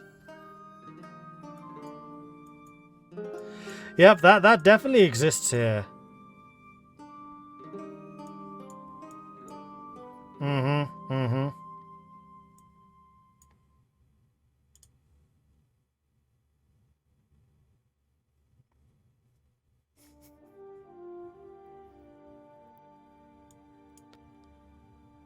Lake Chad, that would be here. Still doesn't look very mountainous.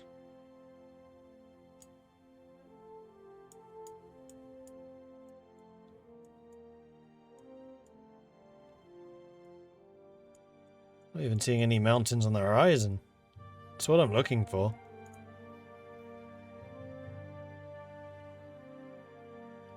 I mean, I get Lake Chad's up here, but there wasn't anything to look... Oh, no, there's one. For Pete's sake. Stop it!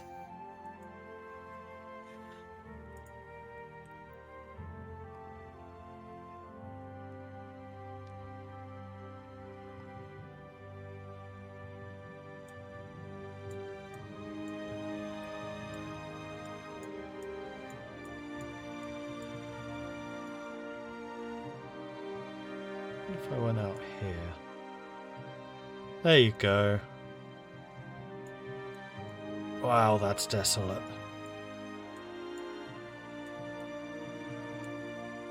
It's not even like nice sand, there's boulders.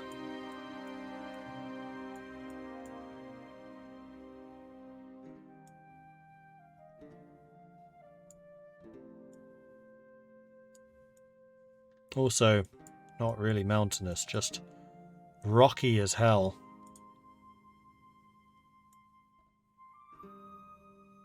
So is that what all of this is? It's just rock, oh, for Pete's sake. Oh no, that's an actual picture. Okay. Yeah, it's just rocky as hell. It's not mountainous.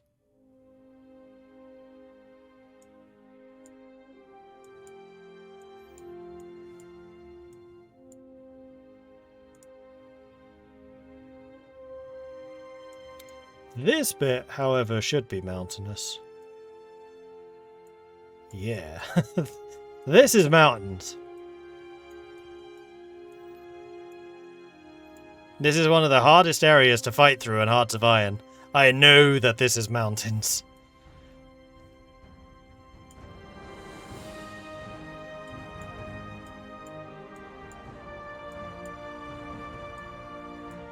I thought they usually blurred people's faces. Apparently not this time. Oh, it's because it's taken by somebody. It's not a Google image. Or...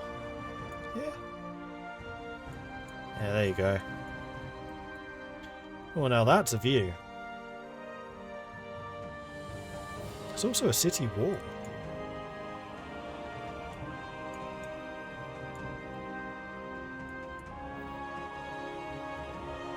What place is this? Haha, I've lost it. Where was that? I don't know.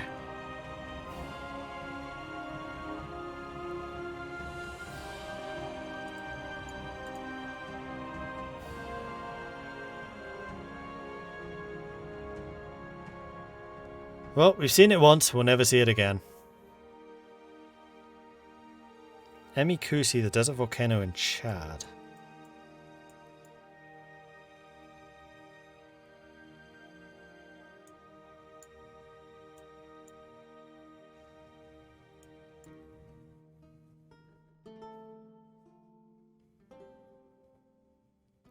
Sandy deserts are surprisingly rare compared to their prevalent fiction. Yeah, the sandy deserts are mostly a thing because of Arabia. Like the Sahara, I don't think really is. Even this, rocky.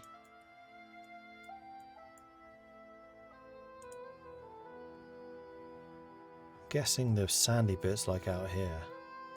Guessing, I don't know for sure. Yeah. And even that's more sandy.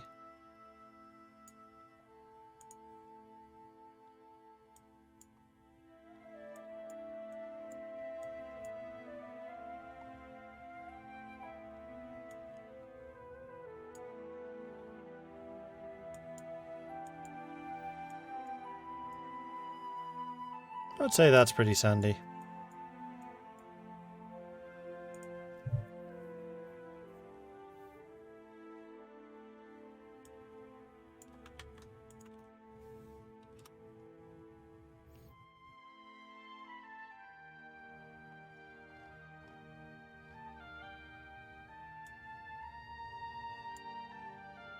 Oh, geez.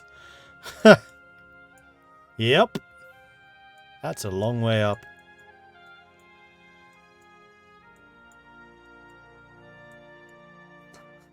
That's a really long way up. That view actually reminds me a little bit of a different view.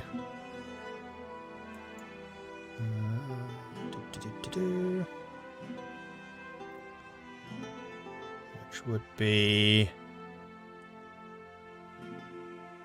around here somewhere. Is that this? Guessing it's that.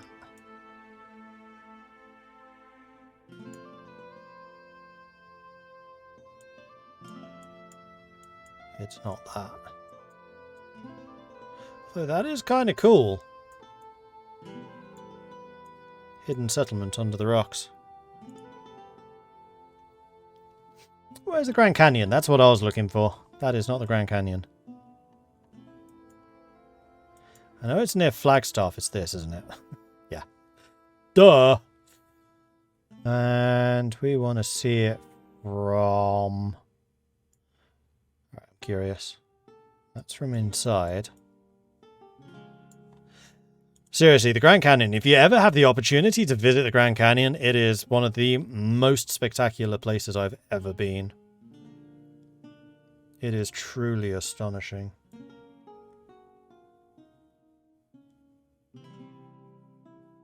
I was hoping that someone would have a picture from, like, up on top. It's all from inside. But yeah, Grand Canyon is flipping massive. Like, pictures do not do it justice. Like, this looks impressive. When you're actually there, it feels about 10 times higher.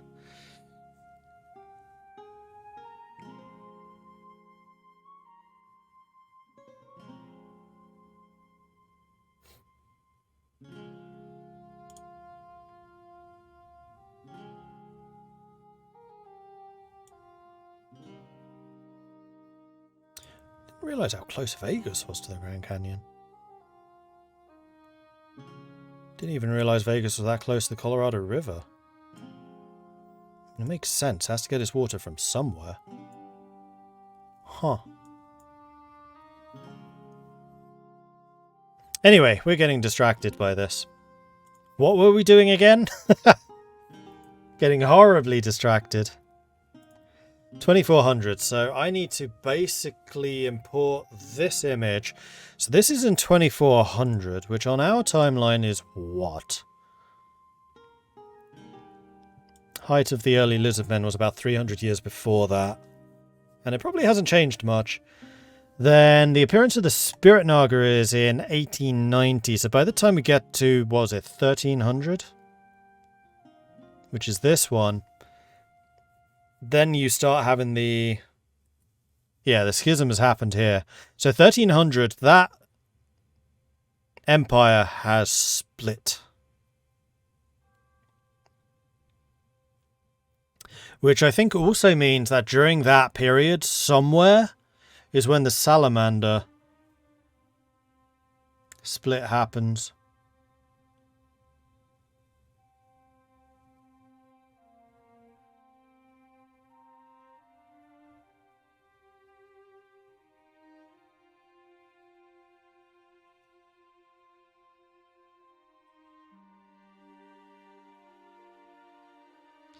I'm going to say like 2236.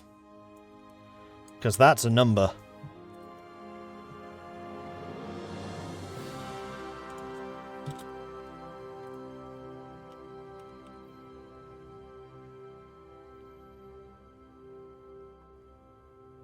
Actually, no, it's almost certainly post-Spirit Naga. It's basically the salamanders getting disgusted by what they're seeing is happening to the lizardmen nation. And then siding with some of the other lizardmen to basically split away from the jungle. So that would be probably 13 something. Be in here. Or 14. 1452?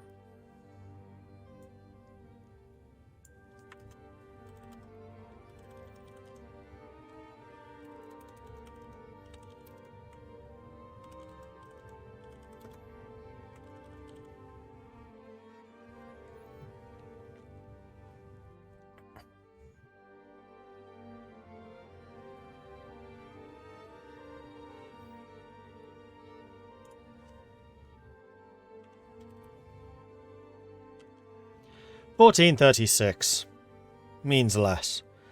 Because 1452 AD, I think, is when Constantinople fell, and I don't really want to have the BC version of that. 26. So then by the time we get to 1300, which is just after that,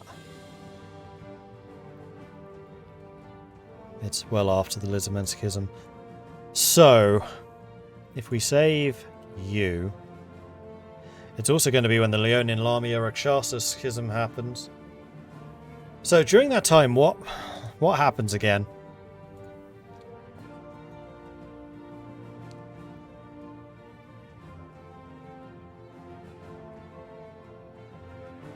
Eventually they head north. When does that occur?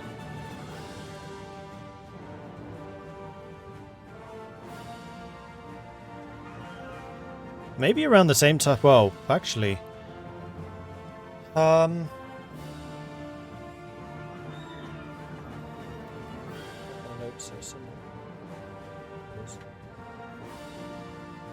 all of the notes that I took while watching that timeline video, I wrote down.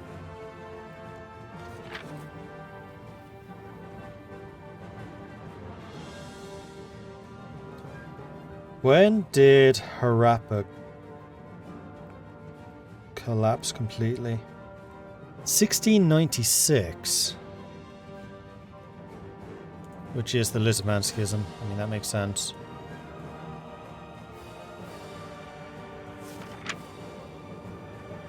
That makes a lot of sense.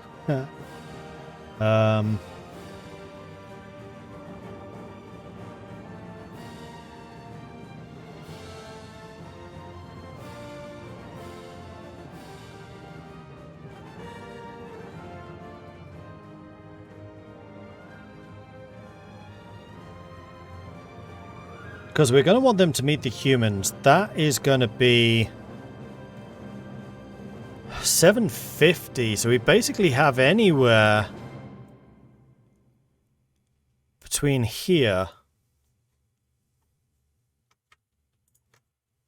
that they start going north. In fact, they go here, don't they? So 1696, they've already gone.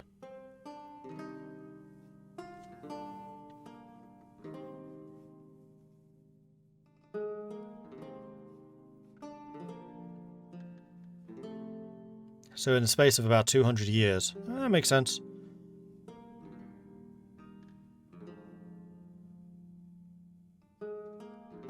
That actually means the Desert Lizardman split is probably too late. That should be between and contribute to this.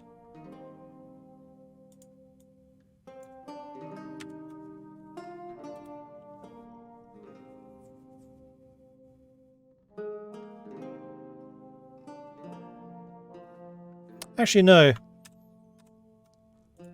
Because the Lizardmen would start to consolidate, and the Desert Lizardmen probably get pissed by that. And they try to basically consolidate the Salamanders, saying, you're ours now, and then Salamanders are like, nah, nor are these guys. Yeah, that's better.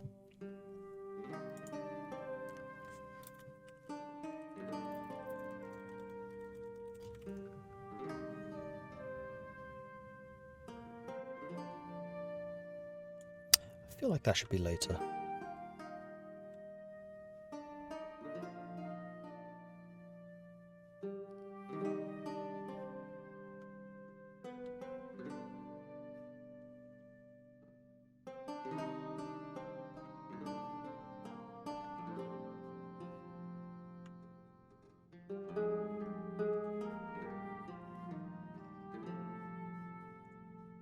Here.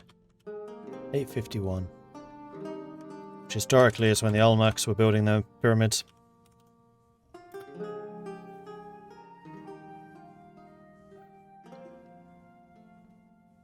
So it's much later. So at the 1300 bookmark, that's still all jungle lizards. This split hasn't happened yet. And I like that a lot more because then it's not so dramatic between 2400 and 1300. Okay. Which means that I can save you, and then I'm basically copying the Lizardman layer onto the other map, and then just deleting all of this.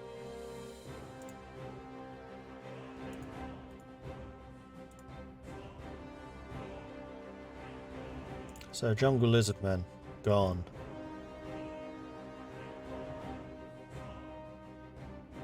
Yuan Ti, gone. Desert Lizardmen, gone. Leonin, gone. And then those borders I'm going to get rid of as well, because they will not make any sense.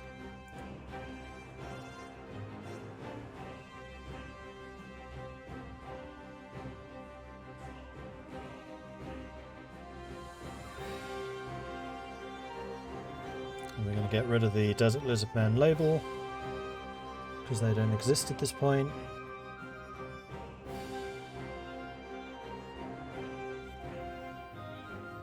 As soon as I find them.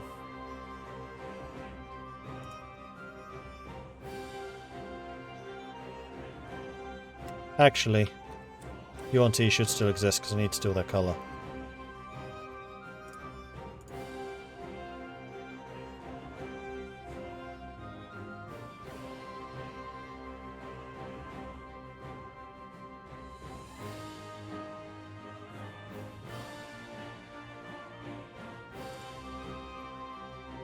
Kind of the same as with the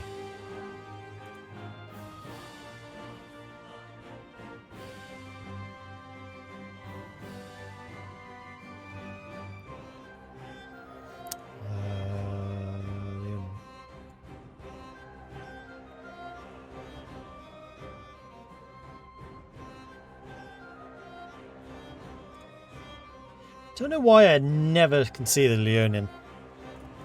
They just seem to disappear.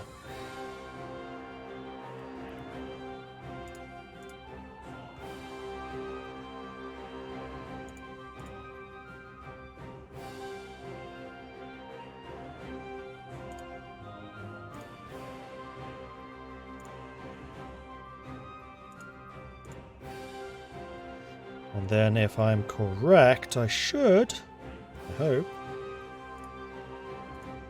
be able to just grab Jungle Lizardmen from you. Drop it into there and boom!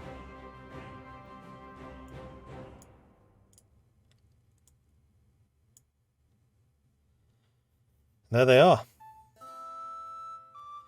And then I should be able to go to here and go to the Leonin, Lami and Rakshasa. Boom! There they are.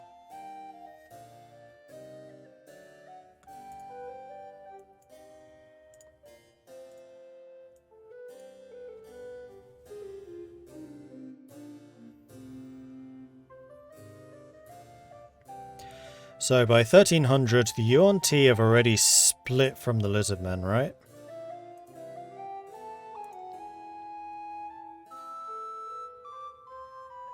Yes.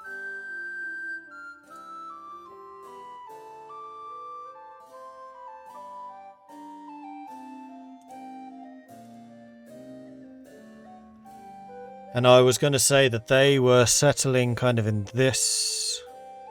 probably this region right here.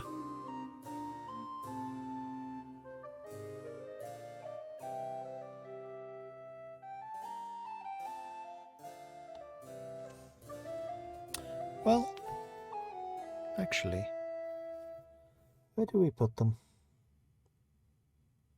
Because we want them pressed against the humans.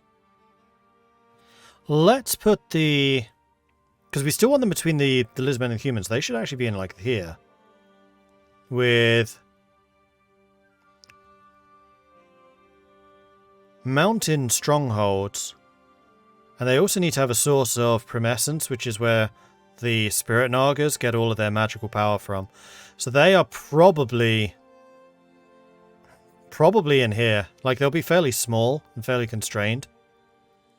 And then when the humans start to arrive, they'll start to push them out of these semi-fertile regions. And then they're really in trouble. Particularly when humans from the north arrive and apply even more pressure.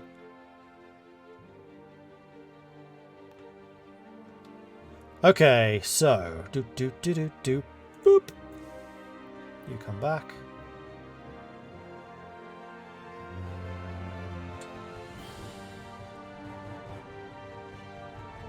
You can go, because we've got those Leonin now. You go up to 100%, so that I can grab your colour.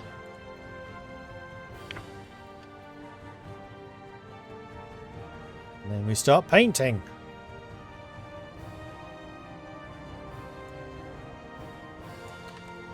That's not your colour. That's your colour.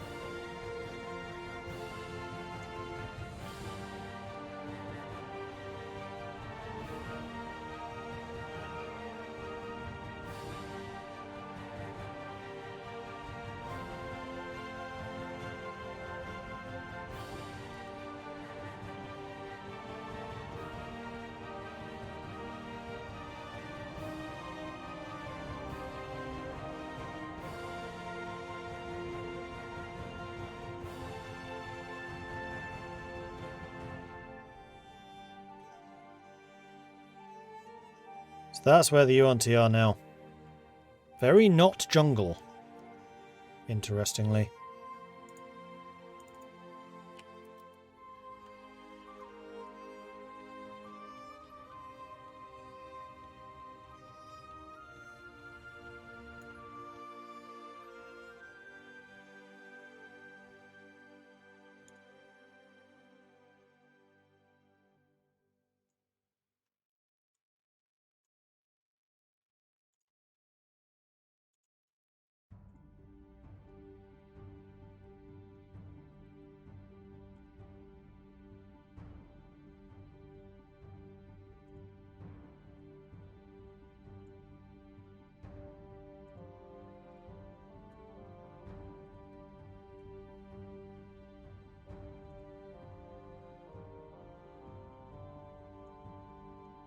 But at this point, the Lizard Man realm is in freefall, with many, many ruins and much destruction.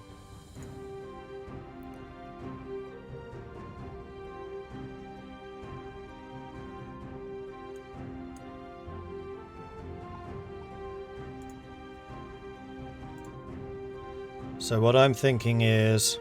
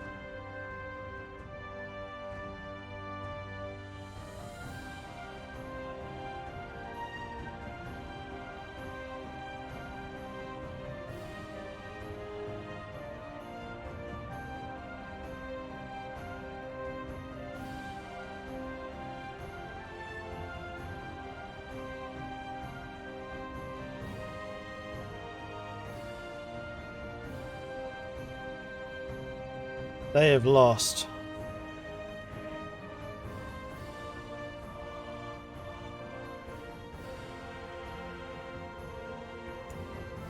Not that much.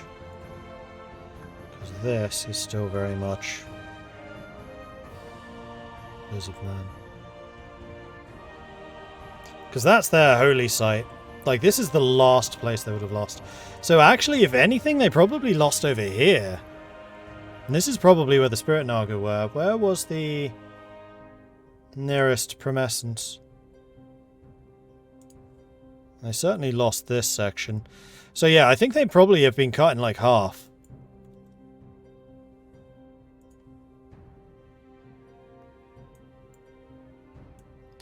They kept this area, which is now very much a theocracy in the deep jungle. They had no real reason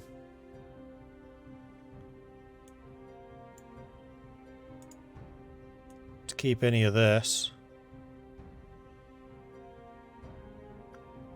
Take them out of the shrub.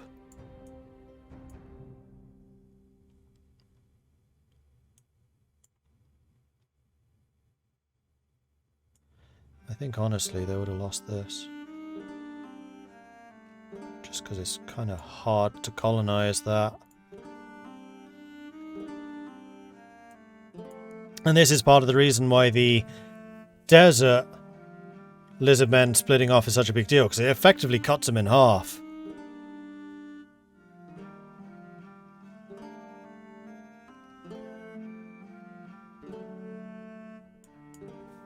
What's that?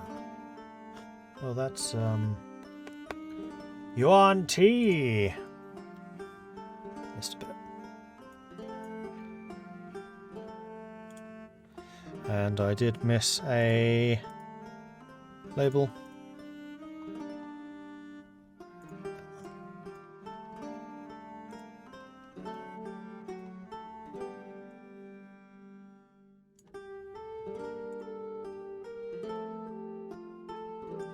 And at this point, the Leonin Llama and Rakshasa probably expanded.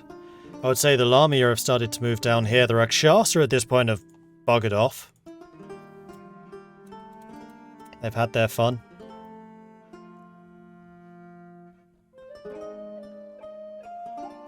So this really is just the Leonin.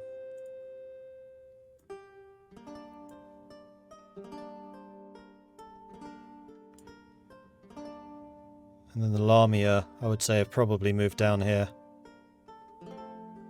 So we need a colour similar to the Leonin, but more yellowy.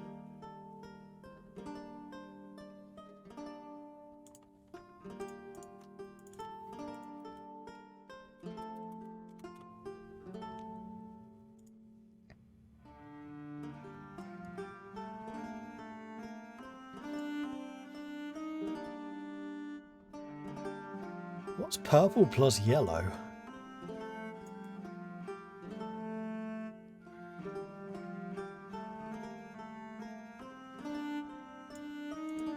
Something like this.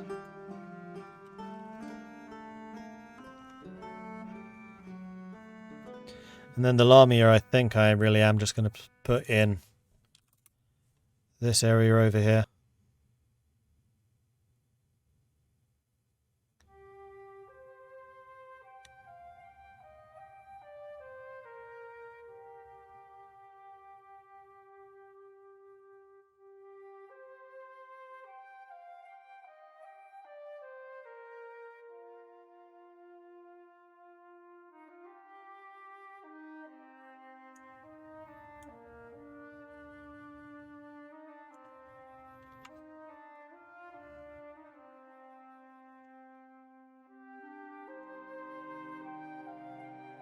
Much.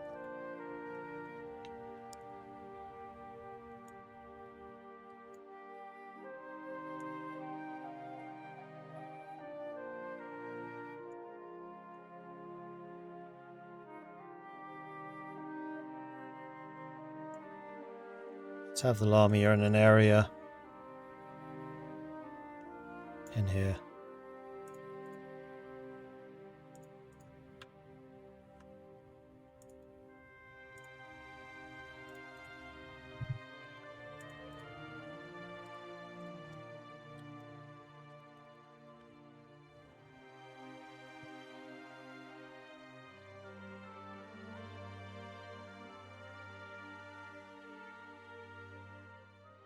Neither of these are particularly civilized, and Leonian probably lost a bunch of the Spirit Naga coming through. You know what, these aren't... Well, they are UNT, but they're not. Well, they are, but they're not.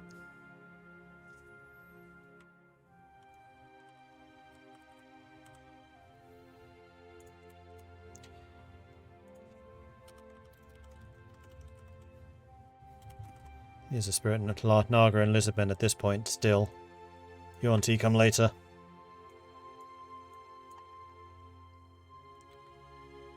And I wanted to reduce the amount of space the Leonin had.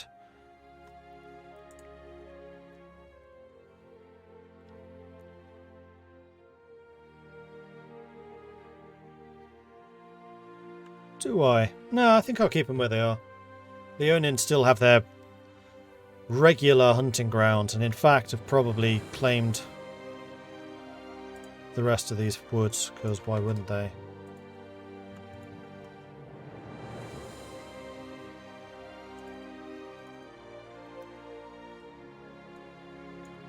Oops.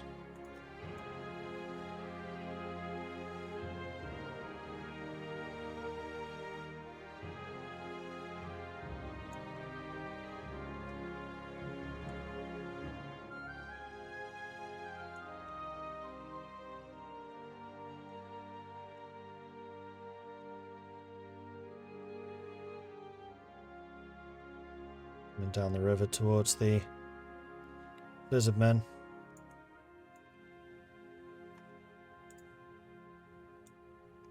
But still no major settlements.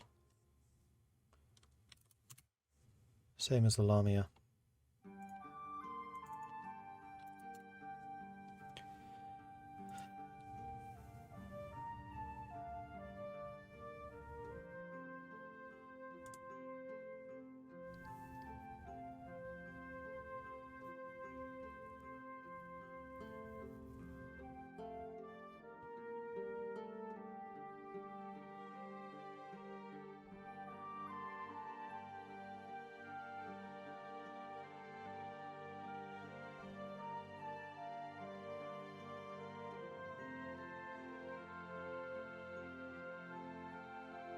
Can I add a River Peninsula nation?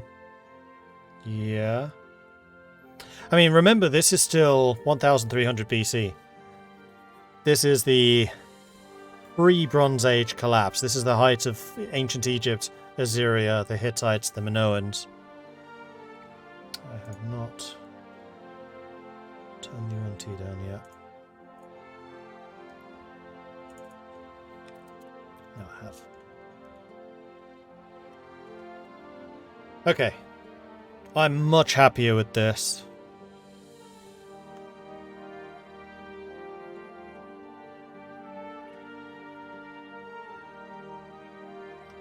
Except a couple of population centres would have been lost. One in particular.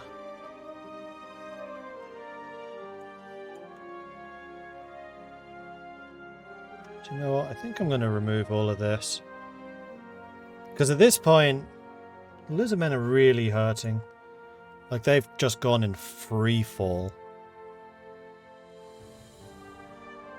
There really is no reason for them to be down there.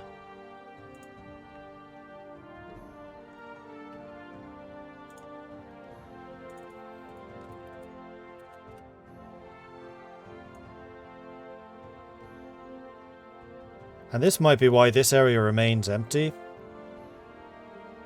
For now, anyway. You know what? No, we'll keep you on the hills. And maybe there's something scary starting to appear in the desert.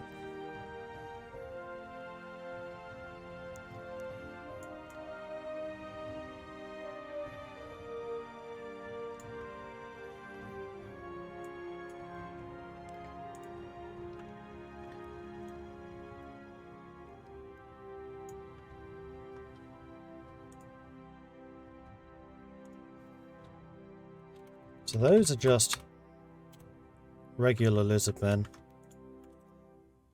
And then these are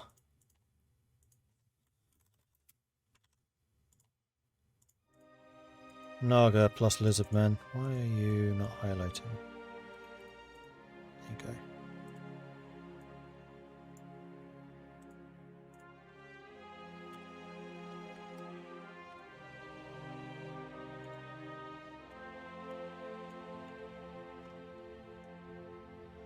And these are unsupported lizard men, so they don't have Naga influence anymore. Because the Naga themselves are hurting like hell. They probably reappear very, very, very, very slowly. Cool. I find this is much more interesting. There's a lot more dynamicism going on down there.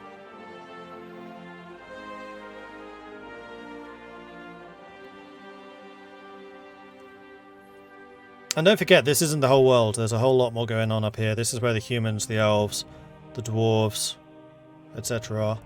This is just the southern... Well, this is the northern part of the southern continent. And meanwhile, the turtles are turtling, yeah. Interesting thing about the turtles, I'm still not 100% sure what I'm going to do about them. Apparently, according to D&D lore, they don't like settlements. They just don't build them. It's like an entire race of people who just wander. But I think I'm still going to have a turtle settlement there. That might be why the orcs have such an easy time conquering them. Because there is nothing to conquer.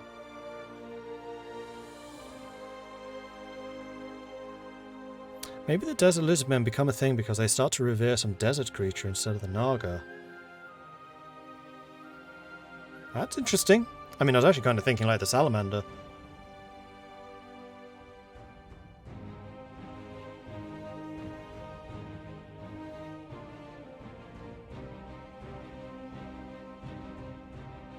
Might actually be... Do I want to do that? I don't really see why not.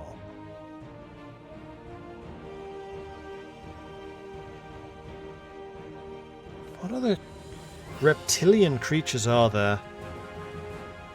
Kind of thinking maybe like a blue dragon or something like that. Although, why is he out there for so long and why hasn't he shown himself? Unless... that's his lair.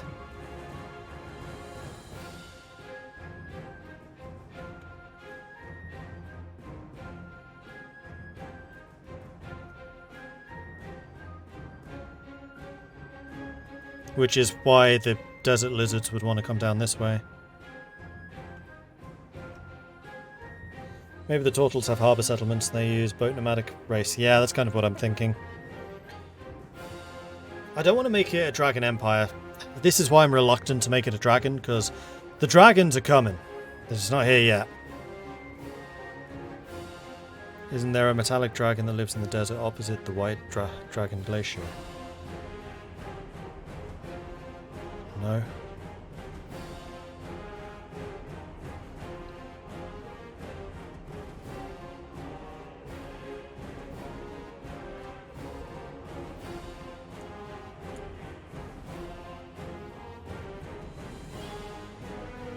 What other desert creatures are there? Curious now.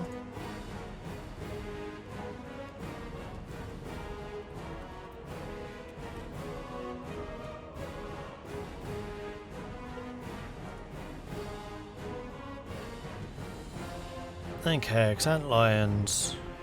Oh no, those are ankhags. Humans, sandworms. Yeah, I was kind of thinking sandworms, although that's going a little bit too close to Dune, but maybe like a purple worm. Blue dragons are the big one.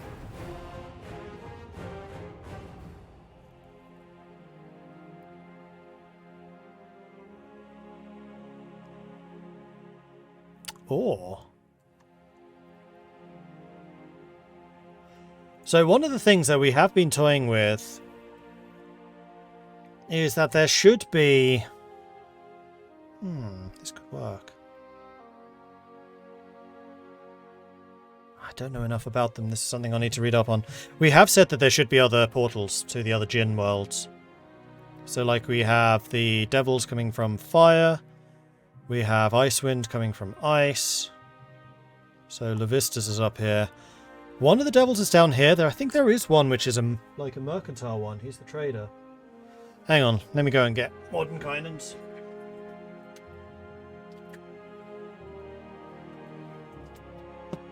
We need to determine who's in charge of those devils. Is it Mordenkainen's? Or is it Volo's?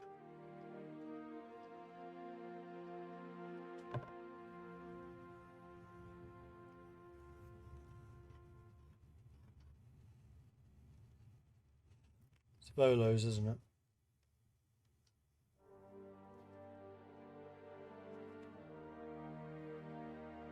No, these demons. Where are the devils?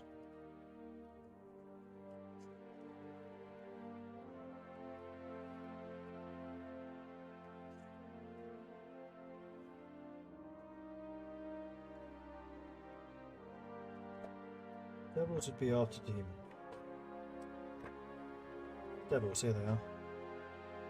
Ah, but these aren't the demon, the devil lords.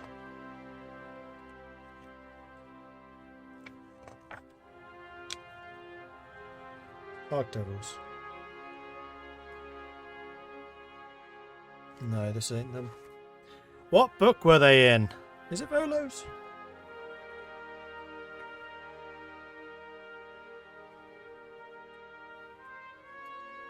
Raiding party! Or maybe Monstrous Manual? Mr. Ponce TV, thank you very much for the raid. Welcome to the stream. We're looking up devil stuff.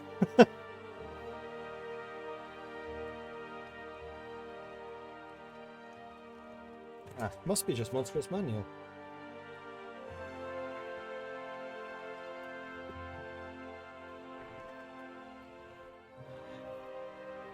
So, for those of you just joining us, hello. My name is Mordred Viking. We are building our own world.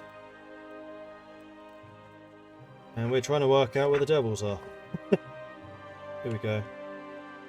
Where's Monstrous Manual?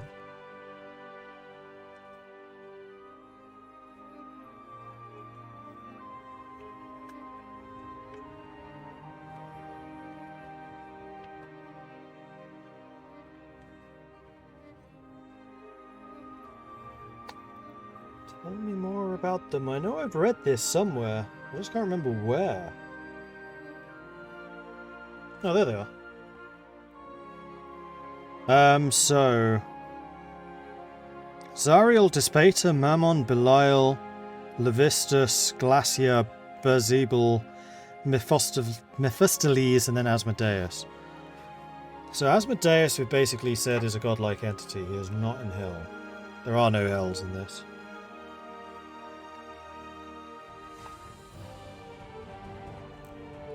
That's why we're here, or at least I am. Big fan of world building. Awesome. So yeah, just to give you a very quick rundown of what is happening. Basically, this is the world. And this map is showing the world as it was in 1300 BC. So we're kind of height of the Bronze Age at this point. So we've got the humans starting to emerge. We got elves over there. The elves are mostly unified.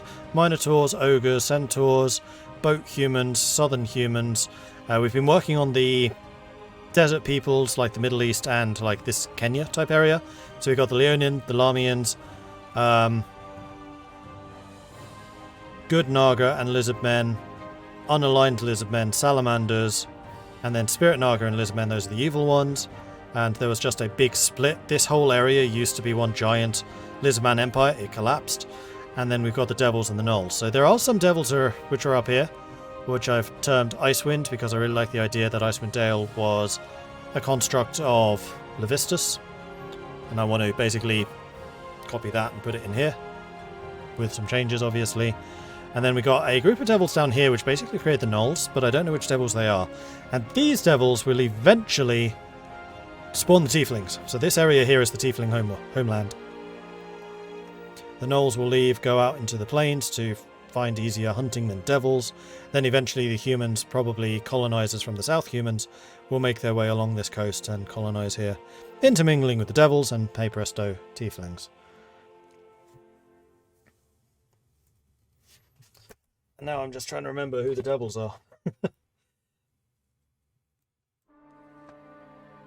Could have sworn there was like an overview of each of the layers of hell.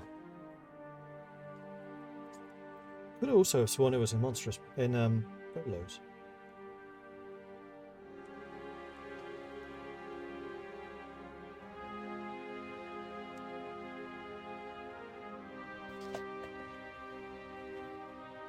There's a bunch of information about the demon lords. What the hell's the devils?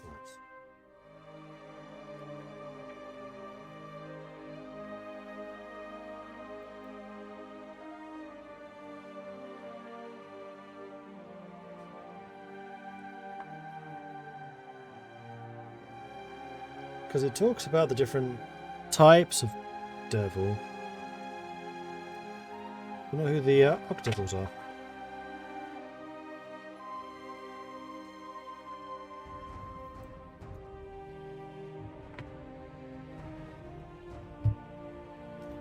Yeah, it describes the 9 layers of the abyss, but it doesn't say anything about who's actually there.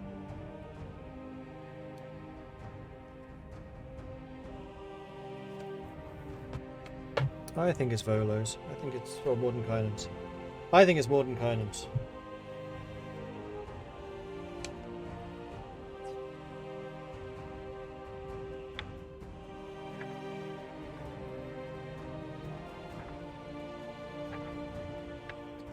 Except these are the lieutenants. These aren't... Oh no, Zariel.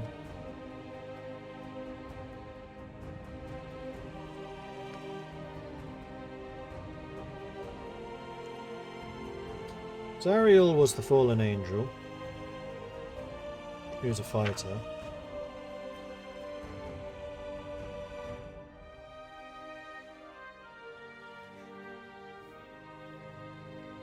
There is nothing about Dispater.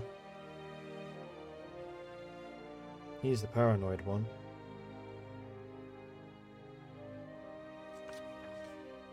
Moloch is the fallen devil, who's trying to regain his place.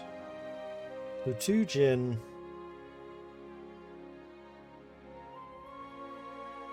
Mephistopheles.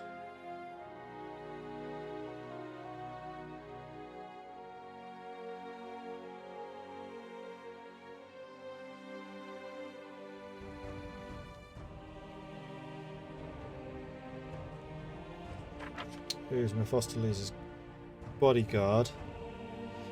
Geryon is Levistus' rival.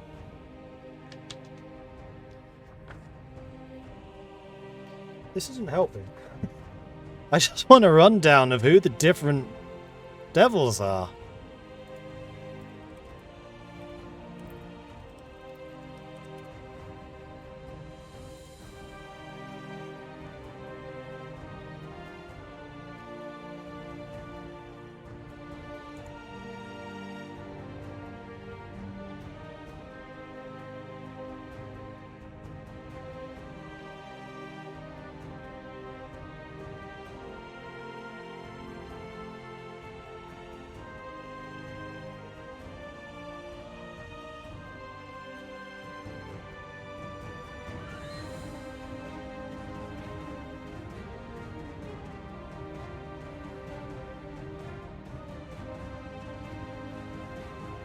Oh, Kenya is also a nice area.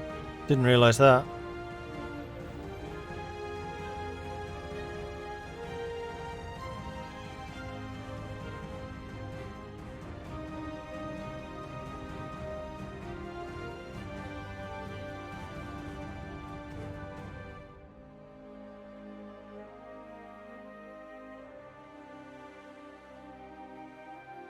So I'd feel that this one is probably where the Tlinkali are from.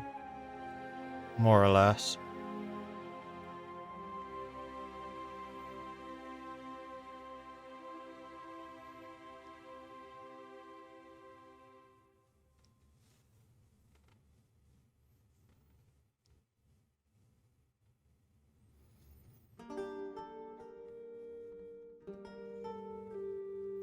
Stygia we know is the ice world. Fletagos is the really burning one. That probably is this one. So who rules over this one?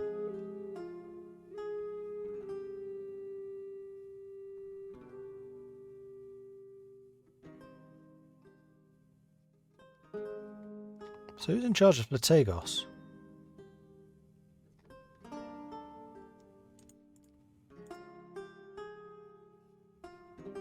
Iana.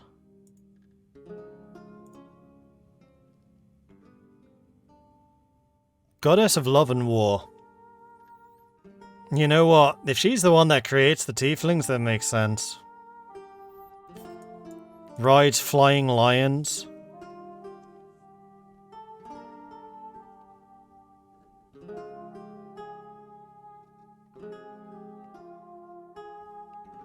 I think that's Fletagos.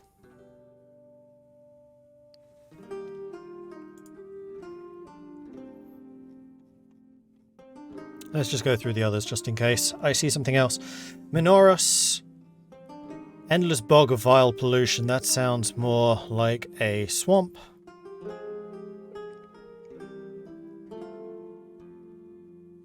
Dis, flat barren plain containing more than black stagnant rivers stretching for thousands of miles until it reaches rolling hills. I mean, it could also be that. The Iron City of Dis.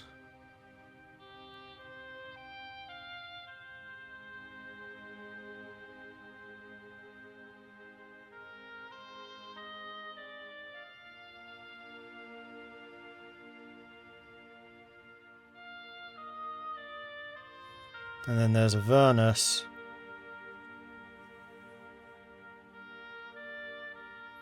Is Avernus where the City of Brass is?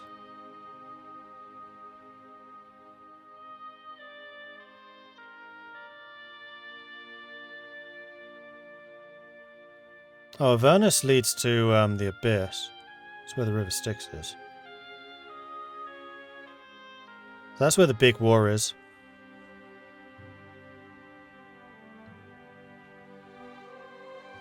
City of Brass is actually on the Plane of Fire. Okay.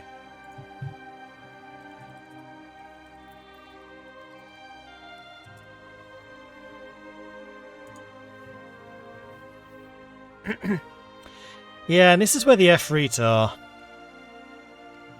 I mean, what we're kind of doing is... Do I really want to do this?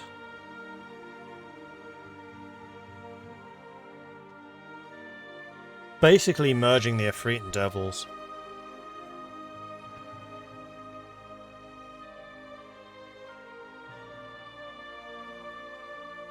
Shining beacon of trade and commerce. So what I'm thinking here is that the portal is Phlagos. And then the city of the Tieflings is going to be the City of Brass.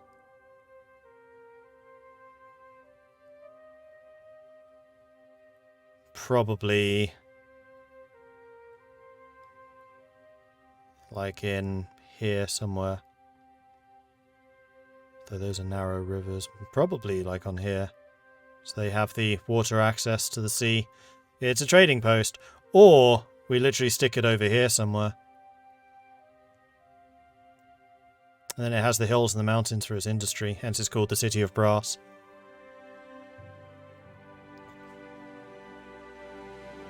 And there's horrible swamp all the way around it, which is why it kind of sticks out as a bit of a metropolis.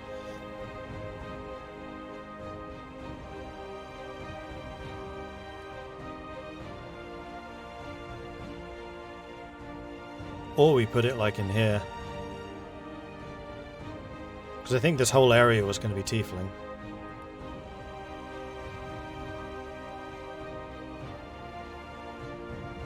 I don't think it would be far down the river. I think it would be at the mouth. I think the City of Brass would be up here.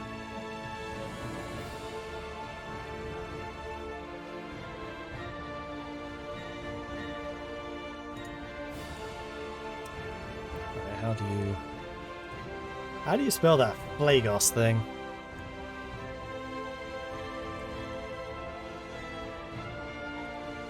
Oops, that is not typing. Phlagathos, and let's see if I can make you smaller, say 60. There we go.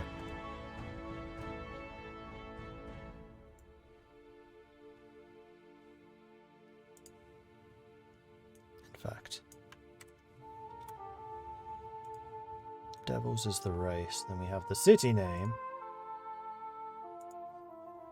which is under here. Just gonna copy so I get the sizing and everything right.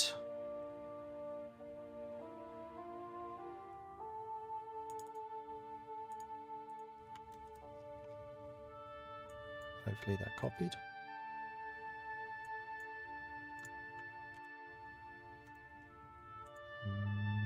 No.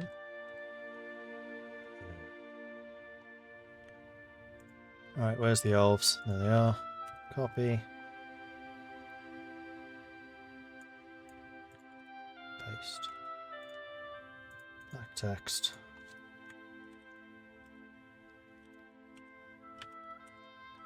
Legathos.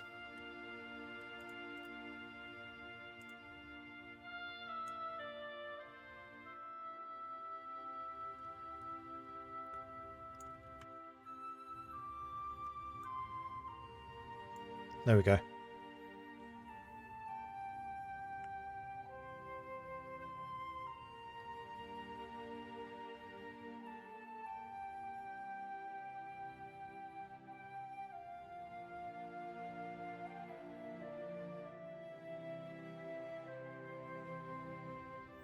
Would they eventually long for the halflings' terraformation techniques in order to reclaim land from the swamp? Yes, for sure. City of Brass feels like it should be close to the portal. I mean, the other alternative for the City of Brass would be like in here. Or in here. I mean, this would be the other obvious location. You have to go all the way down the river to get to it. But then it would have access to the super magical industry of Phlegathos.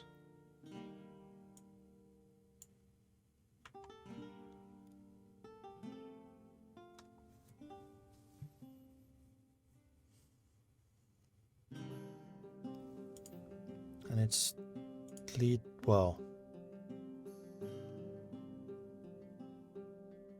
This is technically the kingdom of Phlegathos. Do I really want to do this? I really need to think more about how I want to handle the devils. Like the Celestials, I really like the idea of. That they're creatures basically created by dreaming gods. I think that works really well. The devils I'm not sold on. Because this feels more like Efreet.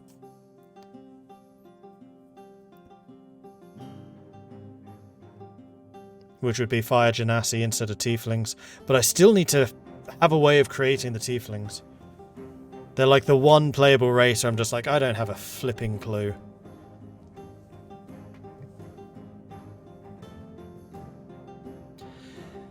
Maybe you need to think more about how to handle the gods before deciding how devils work. Yeah, and to do the gods, I really need to do the different kingdoms. Like, one of the things that is kind of on the to-do list soon. Where's it gone?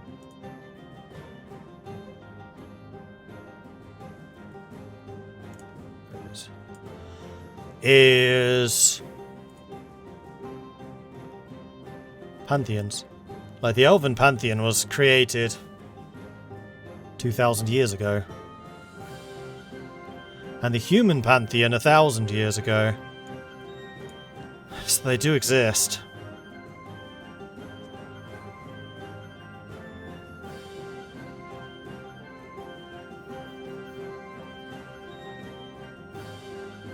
And then probably the role of the Naga in relation to the gods. Well, no, not necessarily, because the Naga are basically the remnant of the precursor. We decided that already.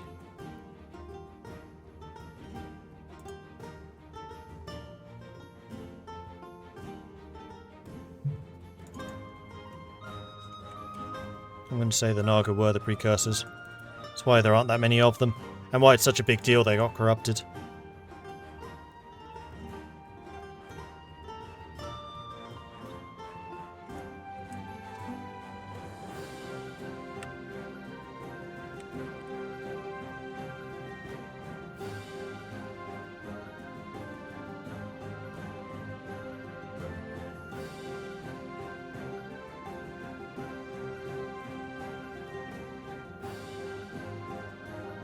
Fire elementals and humans are tieflings, so the tieflings aren't actually infernal. That would make a lot of sense.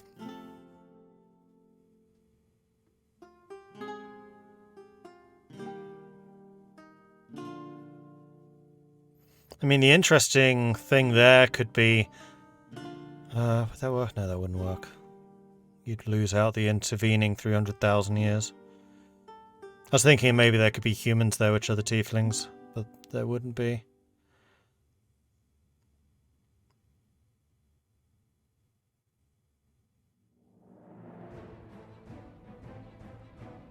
Yeah, fire elemental Efreet are human are Genasi. Devils and humans are tieflings.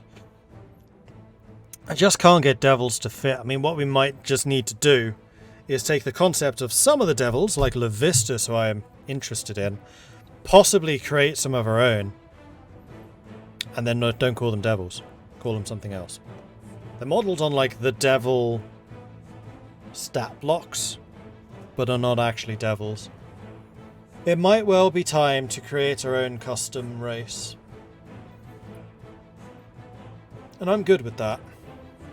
Like, I want to take as much from the books as I can to make it easy for people to run. And using the devils as an inspiration, we just remove devils wholesale. In the same way that we're kind of removing celestials wholesale. And creating our own form of celestial, then we also create our own form of devil. Like, if you guys have it... Okay, so, homework. Seeing as it's now 3 o'clock in the morning, and I've gone over by over an hour already. Come up with some ideas for the devils. Huzzah! And maybe their relation to the celestials. So in the same way the celestials are dreaming gods, what are the infernal... In fact, call them infernals. Don't call them devils, call them infernals. I think that has a different connotation. So we got celestials and we have infernals. Or fiends.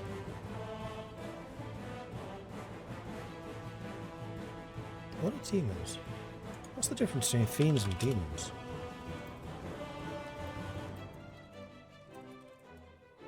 Are they different connotations?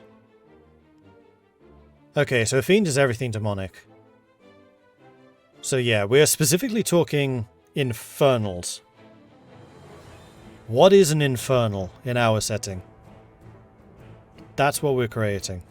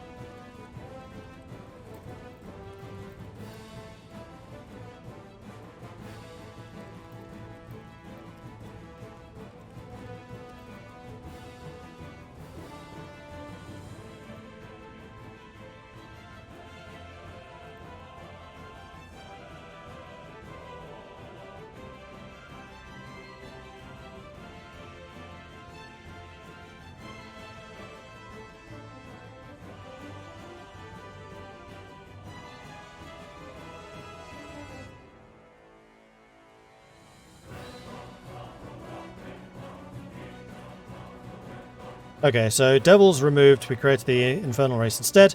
Use the 9 layers of hell as the inspiration, but make it our own. Stay away from the biblical references. For example, Levistus being the ruler of the ice portal, which we're going to call Icewind Dale. Well, we're not going to call Icewind Dale, but is what I did with Icewind Dale in the Icewind Dale campaign. If you've watched that series, you will know what I mean. If you haven't, go watch that series. It's a good one.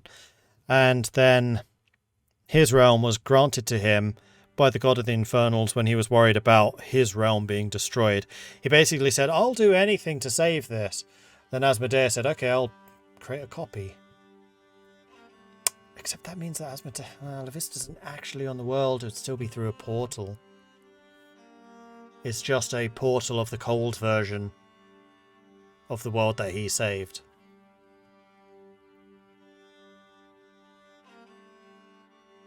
It's complicated. Makes sense in the Icewind Dale context, though. Anyway.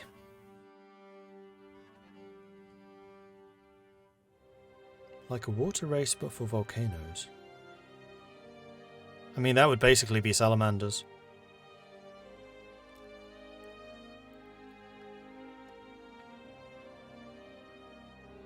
Oh, and CPM, thank you very much for the 30-month resubscription. Very much appreciate that.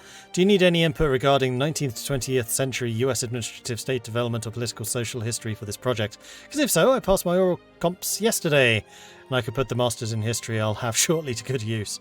I mean, that's still 4,000 years, no, 3,000 years in the future. But maybe sometime. We're still talking 1300 BC here. Anyway, thanks everyone for watching. Hope you've enjoyed this. If you have, hit that follow button to get notifications when I'm live again in the future. If you've really enjoyed this and you would like to support the channel, then please do consider subscribing. It helps the channel out, lets me do more of this kind of content. Or you can, of course, check out the Patreon at patreon.com/MordredViking. I do have a YouTube channel, which you can find at youtube.com/MordredViking, and also a Discord, which is where the community hangs out. They're a cool bunch, and it's always a pleasure to see some new faces. So come join us. Say hello, you'll be more than welcome. We are going to go and raid Digital Dragons GM because that is the D&D channel that I run. So on Sunday we play Dungeons and Dragons. This world will at some point most likely feature on that channel. So if you're interested in this world building and you want to see it happen, then Digital Dragons will be the place to find it. So we're going to go and raid that to make it nice and easy for you guys to find it and follow, if that's your interest. Anyway, that is it for me for now. I will be back again tomorrow, where the intention is to play some Deep Rock Galactic at 5, probably-ish. That's depending on when my friends get home from work, and then after that, 10 PM. Stellaris. There are no streams Friday or Saturday. I'm away. Okay, well, that's all for me for now. Thanks everyone for watching, and I will see you all later. Remember, hit the follow button over on Digital Dragons GM if you want to see some D&D. And if so, I will see you there on Sunday night. Bye everyone. Have a good one.